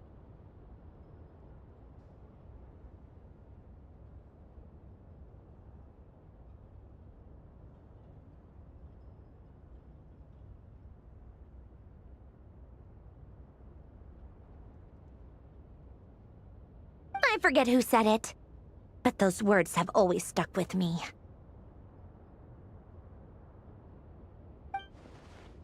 Sounds like something Wanderer would say. I wonder. But you've done your job exceptionally well all this time. Because at heart, you are a conscientious person. Thanks for telling us all this. What is it? Something come to mind?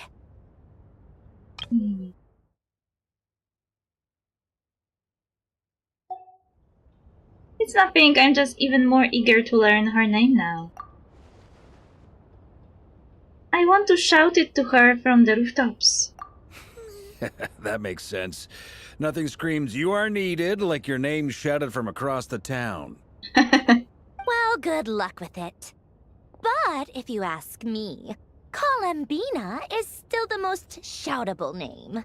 I'm just so used to it now. After all the arguments we've had, I can't be bothered trying to remember another name for her. Nor I. Ooh, they like the previous name too much. But you will have to switch, you know? You have to switch. Sandrone. Harlequino. We'll chat further about interesting moments. Oh? It's a Sealy! Does that mean Nicole has news for us? Ladies, I thank you for your hospitality. If the chance ever comes up, I definitely owe you both a drink sometime. I can imagine that this is how he talked to Capitano as well. Like, we know that Varka and Capitano met at some point during Varka's campaign, and then they peacefully parted out. So I guess this was exactly how they interacted. I'm sure it will. You can make your own way out. Heck, you've been here enough times, you probably know your way around better than I do. Lol, take care everyone. We'll be in touch if the situation changes. Okay, time to do what adventurers do best. Follow that Sealy! Lol. Oh, we switch to Durin POV. Here you are.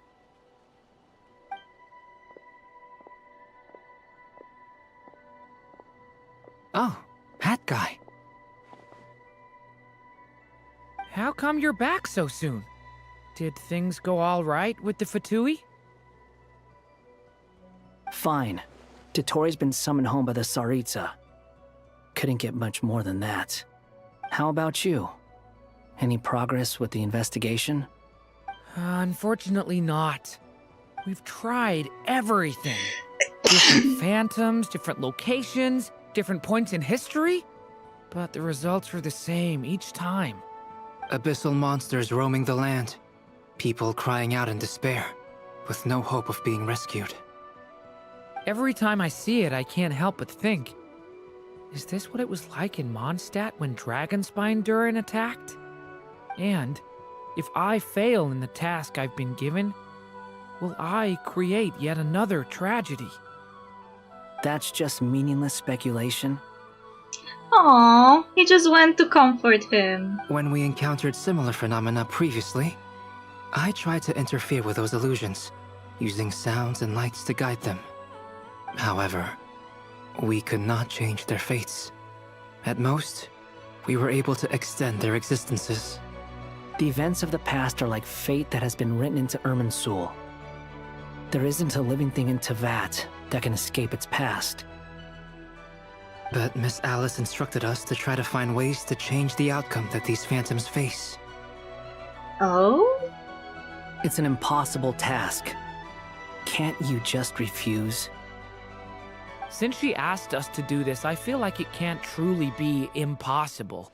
Or if it is, well, mages can make the impossible possible. I could not have been born as Durin otherwise.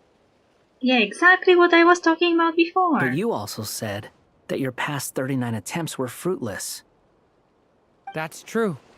But you're still going. Yes. Yes.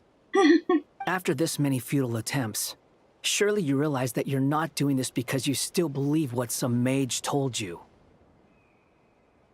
It's because you want her hypothesis to come true. It's something you wish for deep inside. Yes, another Finan reference. Again. So, think for yourself about what you want to do.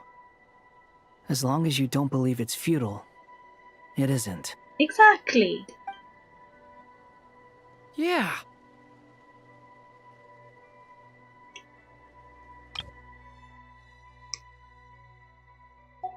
Previous experience indicates that we cannot touch the phantoms, which limits the effectiveness of our interventions.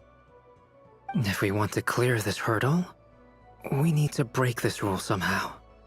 Same thought here. Following the same rules means repeating the same failures. Reducing ourselves to mere playthings of fate. Huh. They keep referencing Emporius. Emporius kept breaking the rules until they could do what they wanted to do. So you mean we need to figure out a way to make contact with them despite knowing that we can't? Yes, and I suspect that's something only you are capable of. Everything in Teyvat is logged in Irminsul, but the withering that once occurred in Sumeru was a sign that the Great World Tree was being corrupted. This corruption allowed things that should not have existed in Teyvat to appear. This is tantamount to rewriting reality to an extent. You're saying abyssal power might be able to affect those phantoms? No one's ever tried it before. If you're gonna try it, it'll take courage. And you have to be confident that you can control it. Is anyone there? Has anyone seen my daughter? She's missing. I have to find her. I hear someone inside. Spargana? Are you in there? Ah! If I can use my abyssal powers to warn him that there is danger here, maybe it'll change his decision. Maybe he'll stay away. Yes. The important thing is not the nature of the power, but rather how you use it. Someone tell that to Finan and distraction power. To intimidate and obstruct. Sounds about right for the Abyss. Let me try. I should be able to influence that thing. Have you seen a little girl? What? This isn't the time for that! Just run!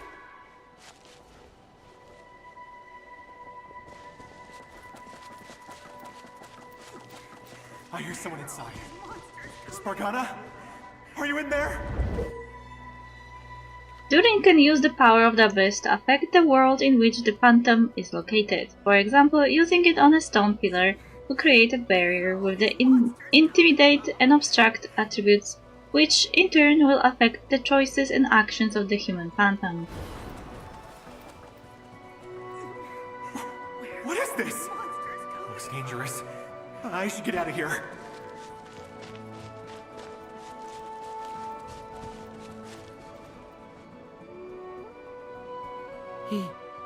He really left. Ha! We did it! Don't celebrate too soon. Follow him. See what he does next.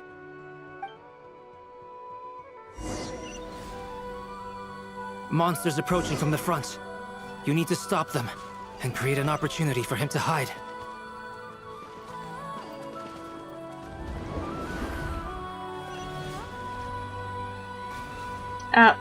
Wait. Help me!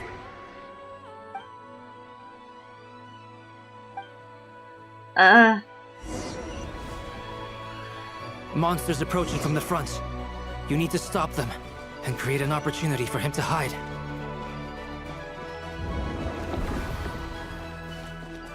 No! There's monsters ahead!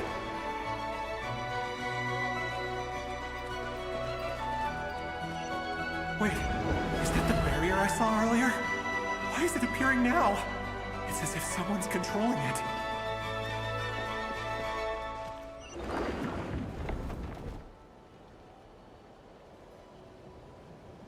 The monsters are gone. Is it safe now?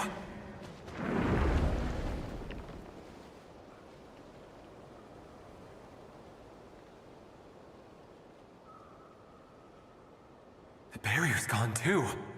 How odd. Anyway, I guess I'll keep going. Quickly, let's keep up. Okay.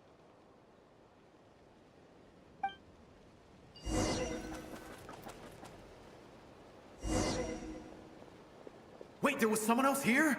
Don't go any further. We've got anti-monster traps laid out everywhere. But my daughter must just be up ahead. I have to go. This way's blocked.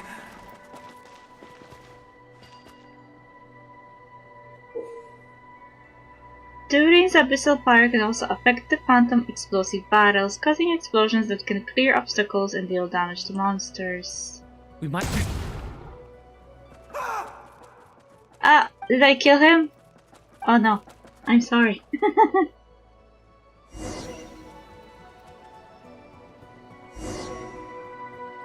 Wait, there was someone else here? Don't go any further. We've got anti-monster traps laid out everywhere.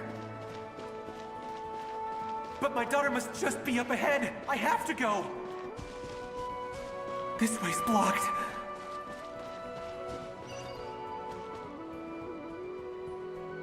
We might be able to use the explosives over there, but we need to take care not to hurt him.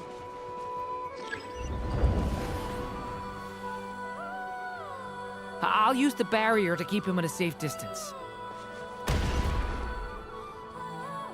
This barrier seems to be helping me somehow.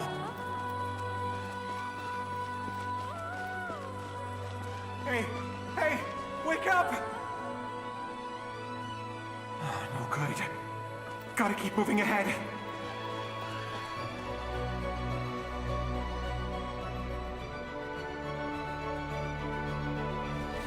So many monsters! There's still a chance, Durin. Use the traps.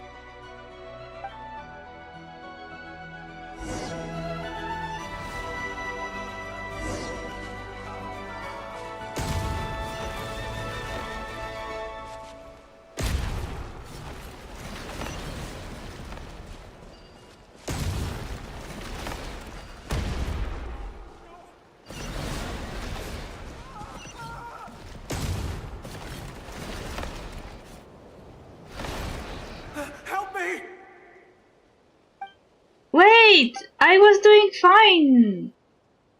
They weren't even that close!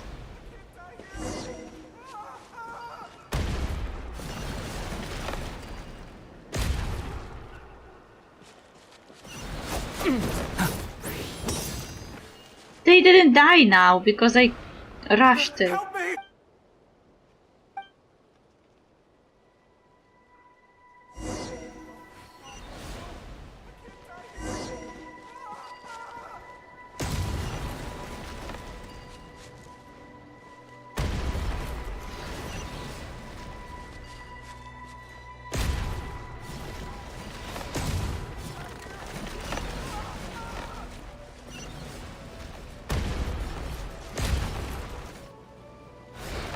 Fuck! Help me! Why is this so annoying?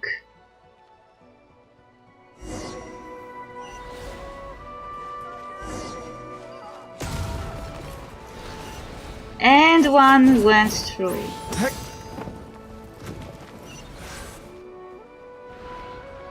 Help me!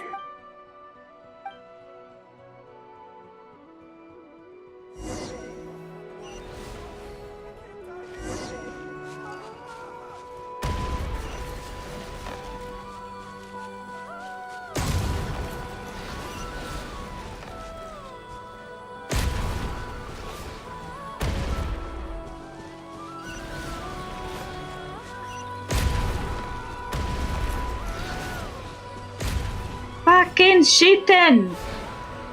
Why is this so annoying?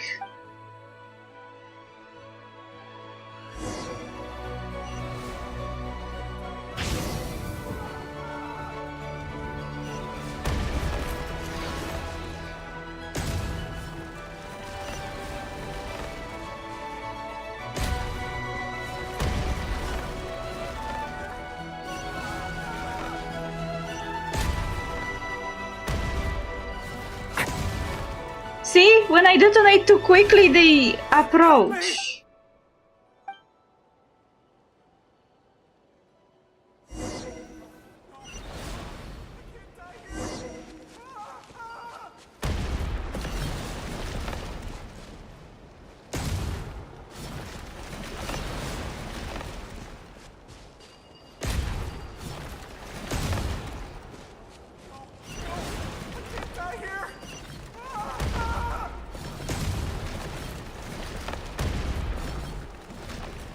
Finally.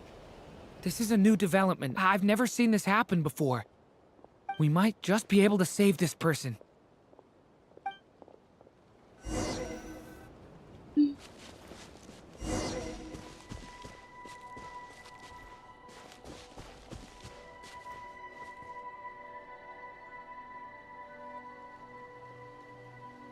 Hello there. Have you seen my daughter? Spargana's her name. She's carrying a large backpack. Get out while you still can, you fool. You won't find any survivors here. But I can't just leave her here. She must be so scared right now. Sorry. Wish I could help, but I haven't seen her. You'll just have to keep looking. Okay, thank you. If I do find her, I'll get her to shelter and come back for you. Don't bother. I've got nowhere left to go. What's that noise? Monster! No, if he goes inside, he'll be walking into a trap. Let's try this once more. This time, we have to stop him. The rescue has reached a dead end. All that can be done is to wait for another chance. Wait, what?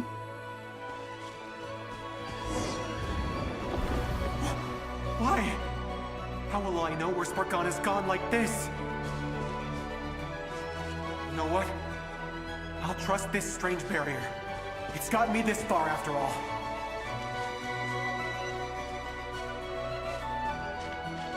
What? Hey! Let us out! Spargana, are you there?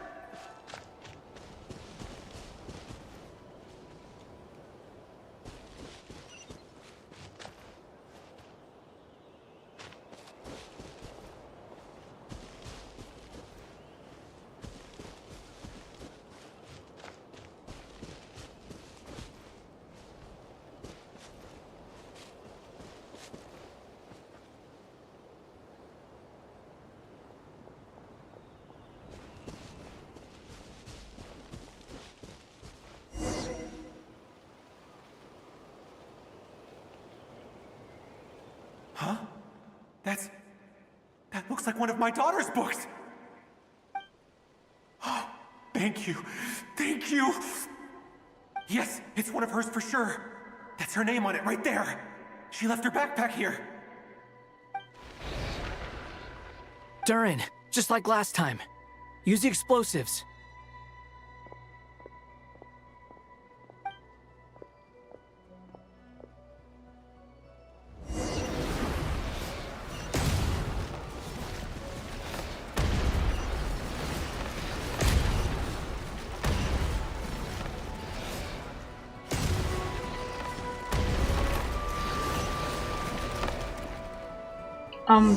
Did I fail?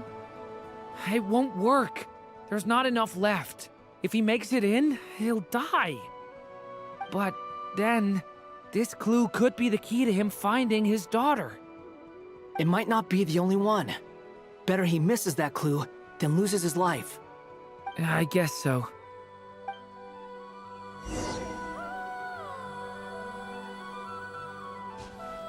Stop him, Durin. We can't let him get any further in. That's my daughter's book! She's passed this way! Why? Why won't you let me go in? I've searched and searched and searched just for this! But how will I find her without any clues?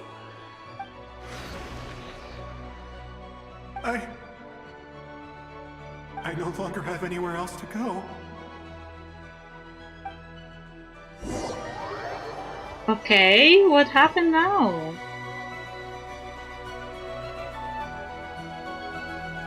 I'm sorry.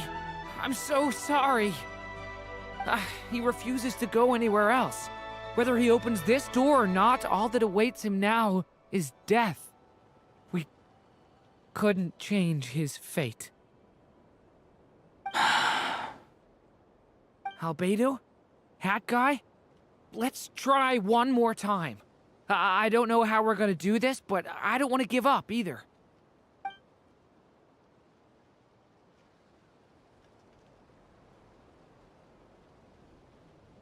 Oh? Why am I here? What's going on? All these scenes running through my head. Where are they from? Huh? What's going on? His reactions have changed. How many times have I... What's happening to me? He's in a time loop! Huh? Wait, who are you? You can see us now? I feel like I always could, but that I only just realized you were there. I'm sorry, I don't know how to describe what I'm feeling. But you were the ones guiding me using that marked barrier, right? I haven't done anything yet, but those monsters, those deaths, they feel like memories. Like things I really did experience. I won't find my daughter. In fact, I'll ultimately die trying to find her. Isn't that right? Well, no, it isn't. Yes, it is. Even so, we're trying to find a way out of this. You've not seen my daughter either, have you? It seems she really isn't here. I'm sorry we couldn't help you.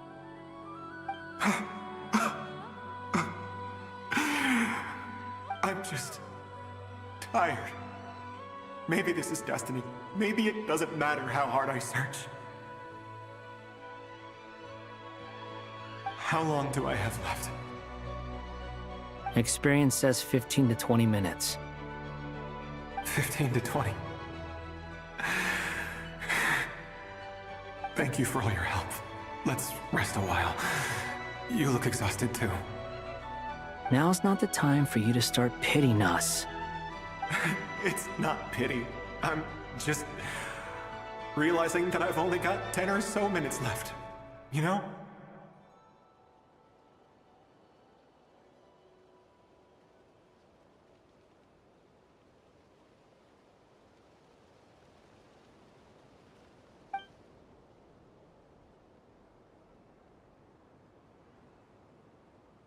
You say you're from Mondstadt, yes? A place with windmills, where people enjoy limitless freedom? And you're from Sumeru, where they've built an academy into a giant tree? Yes. It seems you've never heard of either place. Those names are unknown to me, I'm afraid, yes. Have you heard of Hyperborea? I have, but I heard that it was destroyed in the distant past. I see. That was where my ancestors once lived. What about Delphi Pytho? Was it later rebuilt? I've never heard that name. Then what about Sal Vindagnir? Oh! He's name dropping that! I have seen that name on stone tablets on Dragonspine. But I'm afraid the only things left of that place are its ruins. I see. Sure enough, there was no way to turn this around, huh? I'm sorry. I was the one who asked to chat, but it seems like we're too many ages apart. There's barely any common ground to start from. It's alright. We did hear something new, at least. From how you speak of your lives, things must be going alright for you, I guess. They are. Mondstadt is a place of freedom and happiness. There's a lot of good people in the church and the Knights of Favonius, and even outsiders find that it's an easy place to feel at home. We have festivals a few times a year. Everyone gets together to drink, sing, and be merry. Sumeru is a lot more uptight. Not really the kind of place where you can relax. It's a nation fraught with problems wherever you look. But if all you want in life is to seek knowledge, I guess it's pretty much paradise. That's wonderful. In other words, after this all-devouring black tide passed, humanity did not merely avoid extinction, but rose to build prosperous civilizations anew. Why did he say black tide? Not only they drop references to employers, but they really dropped black tide. I am feeling attacked. I mean, I can see you all right now. That must mean the future isn't a total mess, right? That's true. Well, time's almost up. Let's part ways, I think. Might be best if you don't waste too much time on me. The chances are slim, I know, but I'd like to spend these last few minutes looking for Spargana. If things work out, I'd love to tell her about what I've heard. May we meet again. Well, or not, most probably. In that case, may your wishes come true. May your wishes come true! Another fucking reference to employers.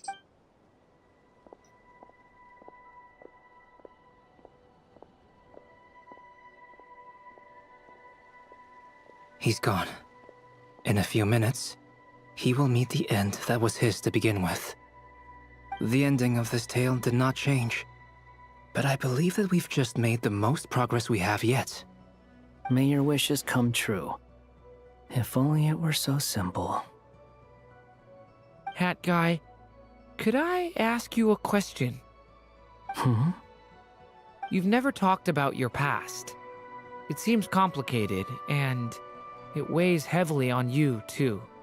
Would you be willing to tell me about it? I mean, sometimes it's better to get things out in the open. Take that guy we try to help, for instance.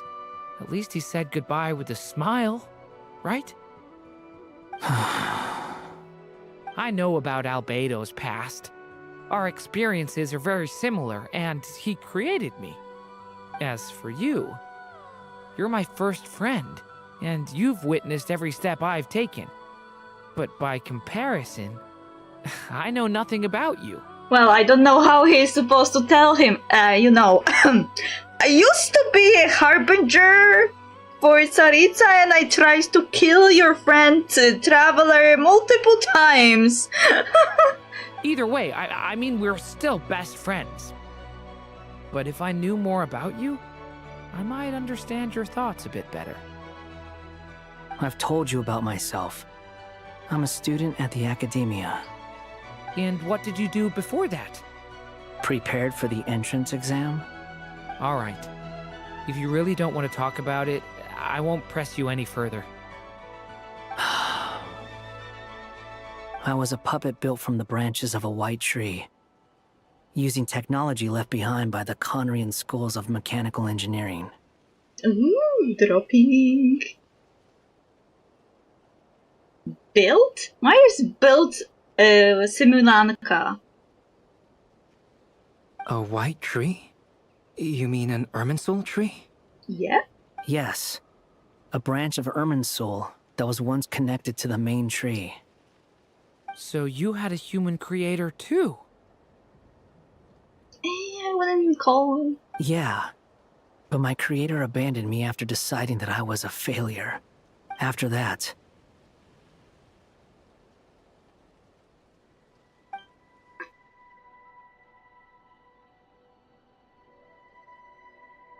Durin. Resisting the influence of the Abyss, suppressing the urge to destroy, trying to do the right thing.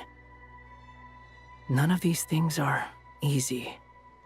But no matter how hard they are, trying to rewrite past wrongs is far harder.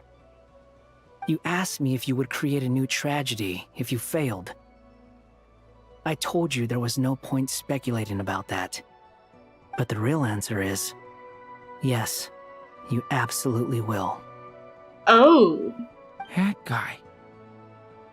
But at least you've got people here to help steer you away from the wrong path. So, just keep aiming towards the light. Aww. I will. I promise. Alright, break time's over. Dodo! Hello? Durin speaking.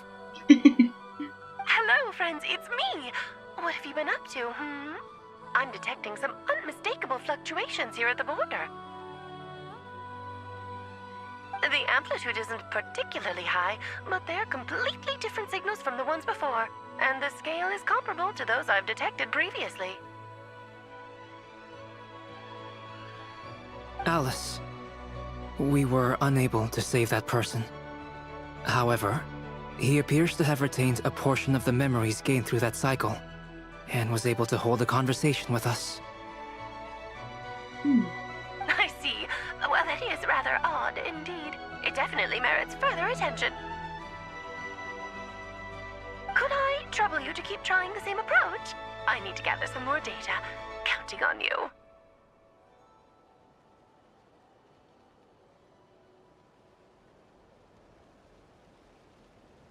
I should probably have Nicole come and check this out as well.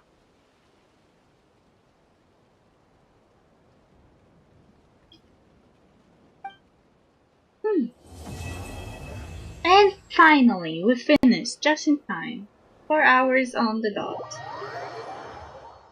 There's another quest, Act 6, but I don't have time to play it today. No, don't start it! There you are. Don't start I was it. worried you might stop to collect treasure chests opened by the Seelie along the way.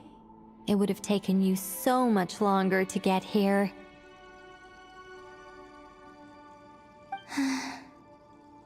Another conversation I cannot hear. I am delighted to see that you understand what takes priority, and that your adventurer's instinct has not swayed your resolve. Really, I must applaud you for it. You should know. Paimon's head. Okay, I'll try and keep it short. My senses are telling me that this is where we shall find the entrance to the ruins. Oh, cool! Well, what are we waiting for? Let's open it up and see! Patience. This was a sanctuary of great importance to the Hyperboreans. A special process is required to open the gate. Oh! Like the place that housed the Eternal Moon's Marrow? Seems like the ancients were very fond of making tricky gate puzzles. Okay, so what's the plan? Need us to do anything? And just the short version, if you can. Alright then. I was planning to start with some background on the invention of these techniques. Are you sure you don't want to hear it? It's quite informative. I want to, but they don't have time. Remember what you were saying about priorities? Fine. Simply put, we need 3 human representatives to successfully undergo a process of Kuvaki resonance. Think of it as a test from the 3 moon goddesses to see if the entrants are qualified, with the most recognizable qualification being Kuvaki. Pretty sure Lauma would ace that test. Oh, wait. But we need 3 people. I also have no doubt that the Moon Chanter would be qualified. But we would need 2 other people with the same constitution. Therefore, the most feasible method is not so much to follow the rules, but to figure out how the test functions and find a workaround. I've done some research, and it turns out the mechanism is rather crude. We'll simply need humans to stand before it who have sufficient Kuvaki energy within them. I'm with you so far. How do we get the Kuvaki in them?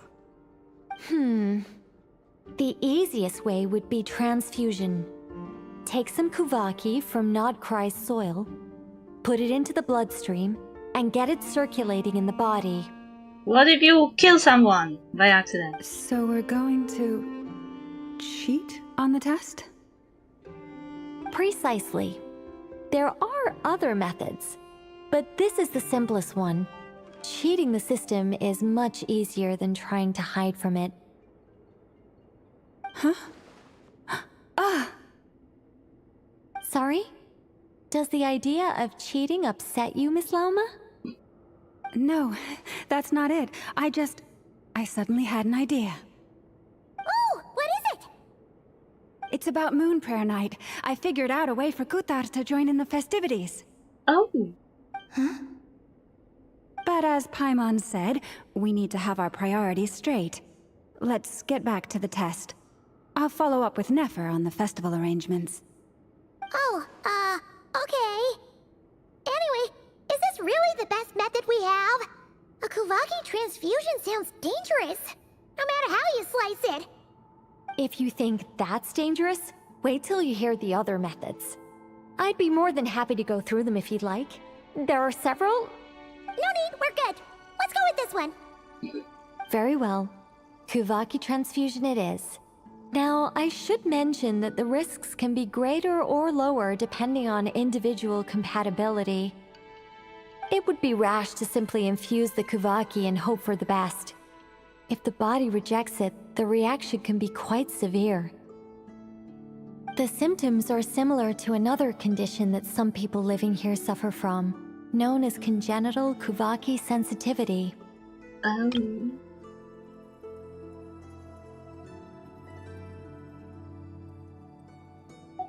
So, before we execute our plan, I will perform a simple test of my own to see who is compatible and who is not. Once that is done, we will have to complete the resonance process as rapidly as possible. The participants must remain stationary while the Kuvaki circulates and bonds with them, and they mustn't eat or drink anything. What? No eating or drinking? That's some hardcore fasting. They'll all be monks by the time they're through. How long will they have to keep that up? 3 days. Oh no. Oh, that's so long! And we still need to find 2 more people who are not just compatible, but also willing to volunteer. Fasting? What are they talking about? I'm willing to volunteer. Really? Don't you want to think this through? Haha, count me in too. 3 days without food? I can handle that. Miss Nicole has made it clear that this is the easiest way. The way I see it, there's nothing else to discuss. It's time to step up. Compared to having Colombina disappear completely, fasting for 3 days, for a few days is nothing. Aww. Yeah, you're right. In that case, Paimon volunteers to be captain of logistics. She'll keep the fires lit and grab some spare clothes to keep you comfortable.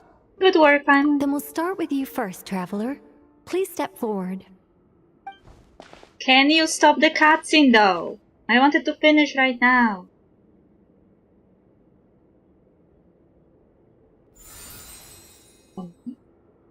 How's it going? Do you feel anything? No. How about now? No. And now? Still nothing. What about now? Nothing at all. You guys, it's not a competition, you know. All right, I'm officially impressed. Even as a descender, you can withstand far more than I imagined. It's like I summoned a giant stone titan to arm wrestle you, and your arm hasn't even moved an inch. In my last attempt, I infused 5 times the amount of Kuvaki required. That much? Yes. Safe to say, compatibility won't be an issue for you. You're eligible to join. You're next, Mr. Varka. Sure, here goes nothing. All right. I'll start where we left off. 5 times the required Kuvaki dose. No! Whoa, whoa, whoa, hey, wait a minute. How's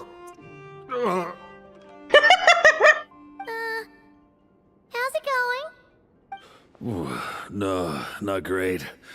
I kind of want to puke. Feels like I've been drinking too much. A few bottles of wine, then a big stein of Dark Horse. Some hard liquor from Leo mixed in. You think this is funny? I just lost to a young lady in an arm wrestling contest. I'm never gonna live that down. My apologies. I'll lower the concentration and try again.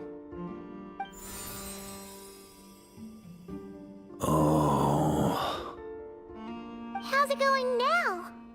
I'm not as dizzy as last time, but I can still feel it pulsing around. In that case, you wouldn't be an ideal choice, Mr. Varka. Let's try someone else. Wow! Okay. Let's go ask some of our other friends then. He was kicked out. He was kicked out.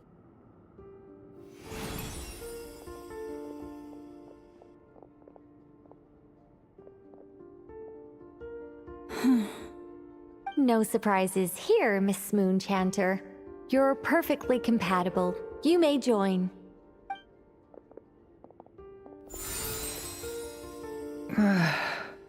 I'm getting a slight headache.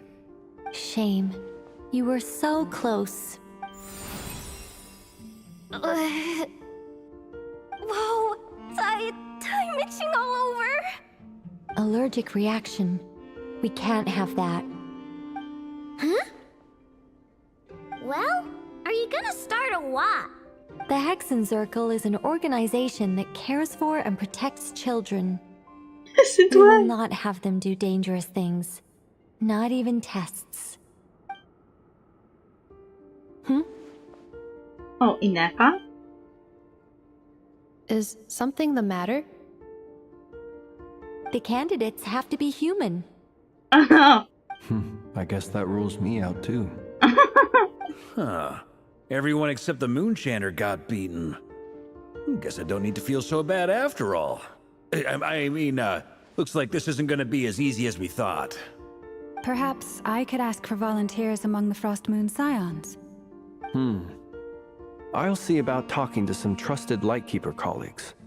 Itlua springs to mind. Why did you just ask Arlecchino? In fact, I think we had some former Frost Moon Scions join our ranks recently. Can you give me the scientific explanation for how the test works? I can probably make some kind of test bot.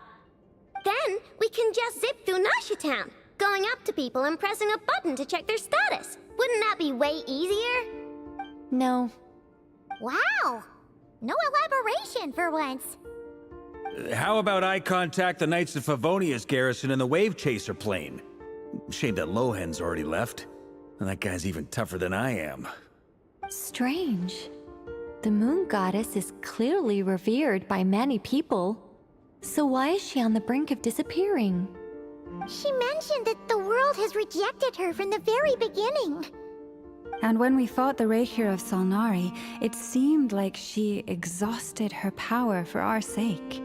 Also, I'm not sure revered is the right word for how people feel about her. Gratitude, certainly. For my part, anyway. It's basic reciprocity. She helped us, so she deserves our help in return. Yeah. Even though she looked like she didn't care, she still saved a ton of people, including me. A review of the relevant data leads me to conclude that Miss Columbina is a good person. Yep, you bet! They really think so? I'm super surprised that Columbina isn't her actual name, though.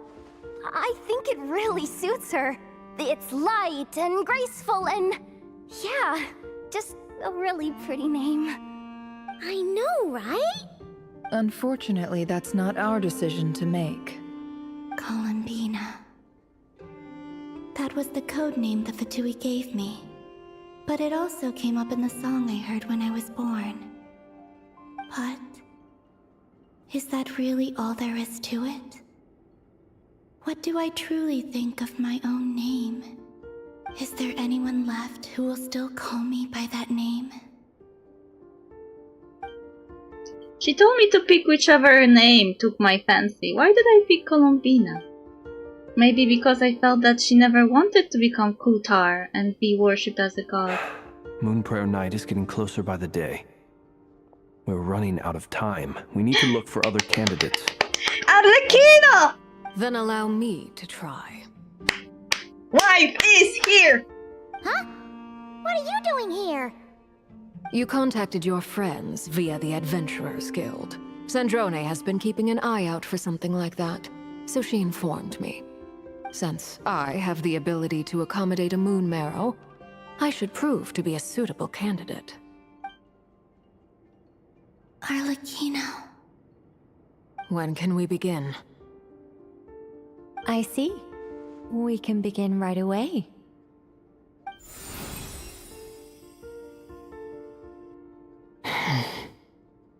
How was it? Did you feel any discomfort? Not at all. Then it seems we shan't need to look for additional candidates after all.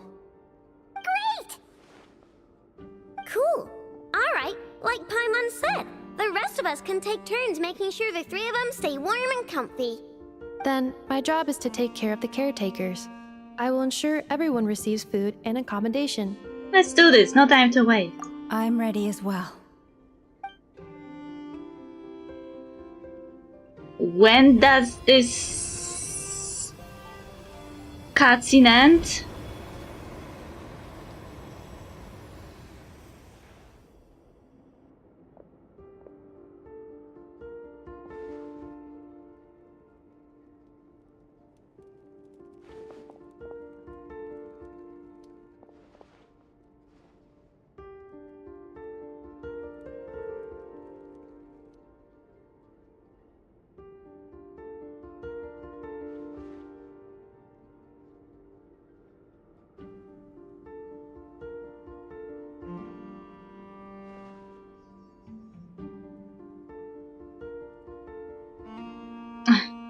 Varka is stopping Paimon.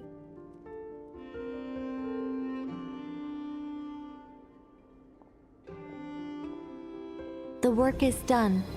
The sacred scroll shut. The stars grow dim, the people silent. The white sun sets, the silver moon rises. O path to the temple, appear now before us.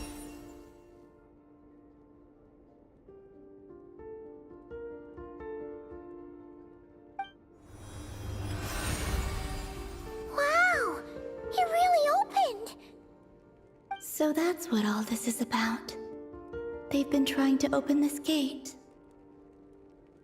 Come, let us enter. Wait. It might be best to eat something first. Take care to chew properly and swallow slowly.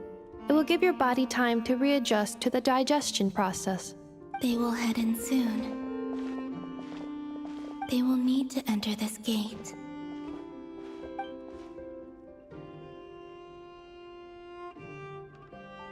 Huh? I cannot pass through. Is it because I have no physical body?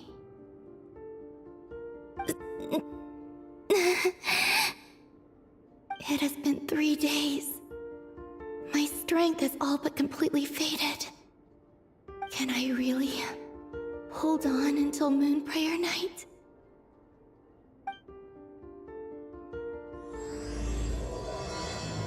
That was a long cutscene.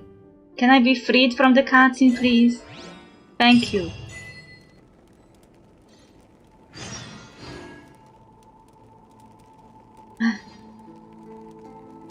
I don't like when the game forces you into cutscenes.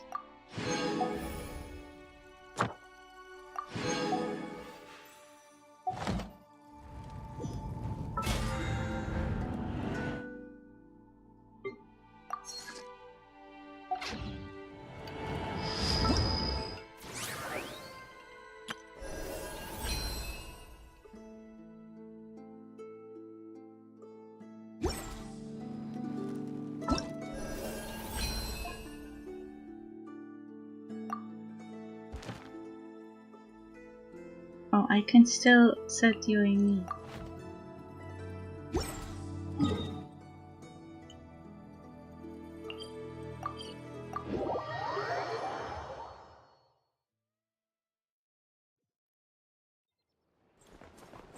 Ad Astra. Thank you for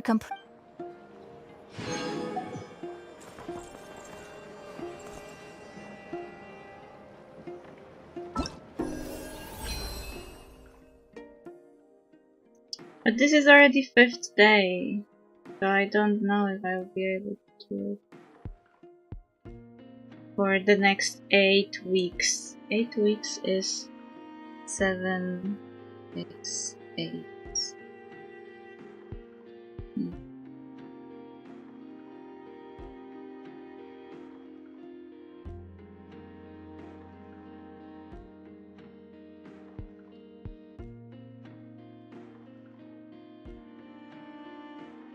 56 days, so I should be able to do it, to start doing it next week.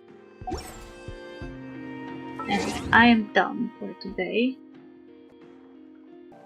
I don't even know if we'll be looking for someone to raid.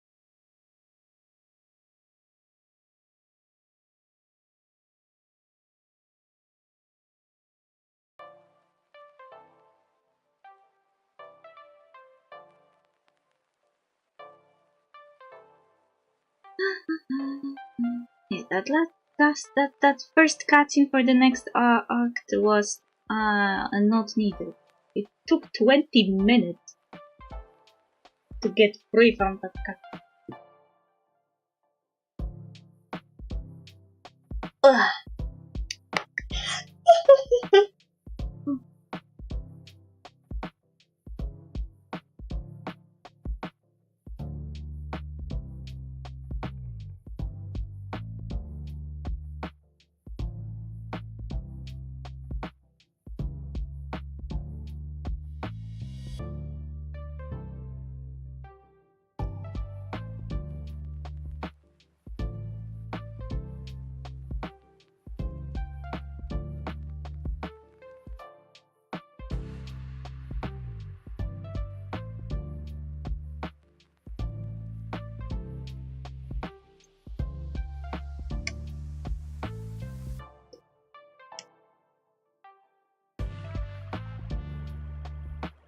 Okay, thank you for dropping by. I hope you enjoyed the story, and we'll finish the storyline next time when I have a bit more hours to use.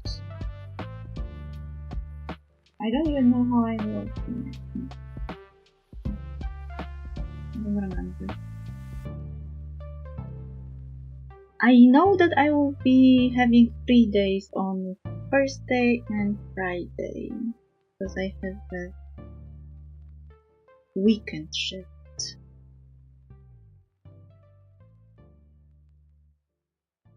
So maybe I will push the Genshin continuation all the way there. So I would have many hours to spare. Anyway, I hope you enjoyed the story and see you next week. Bye!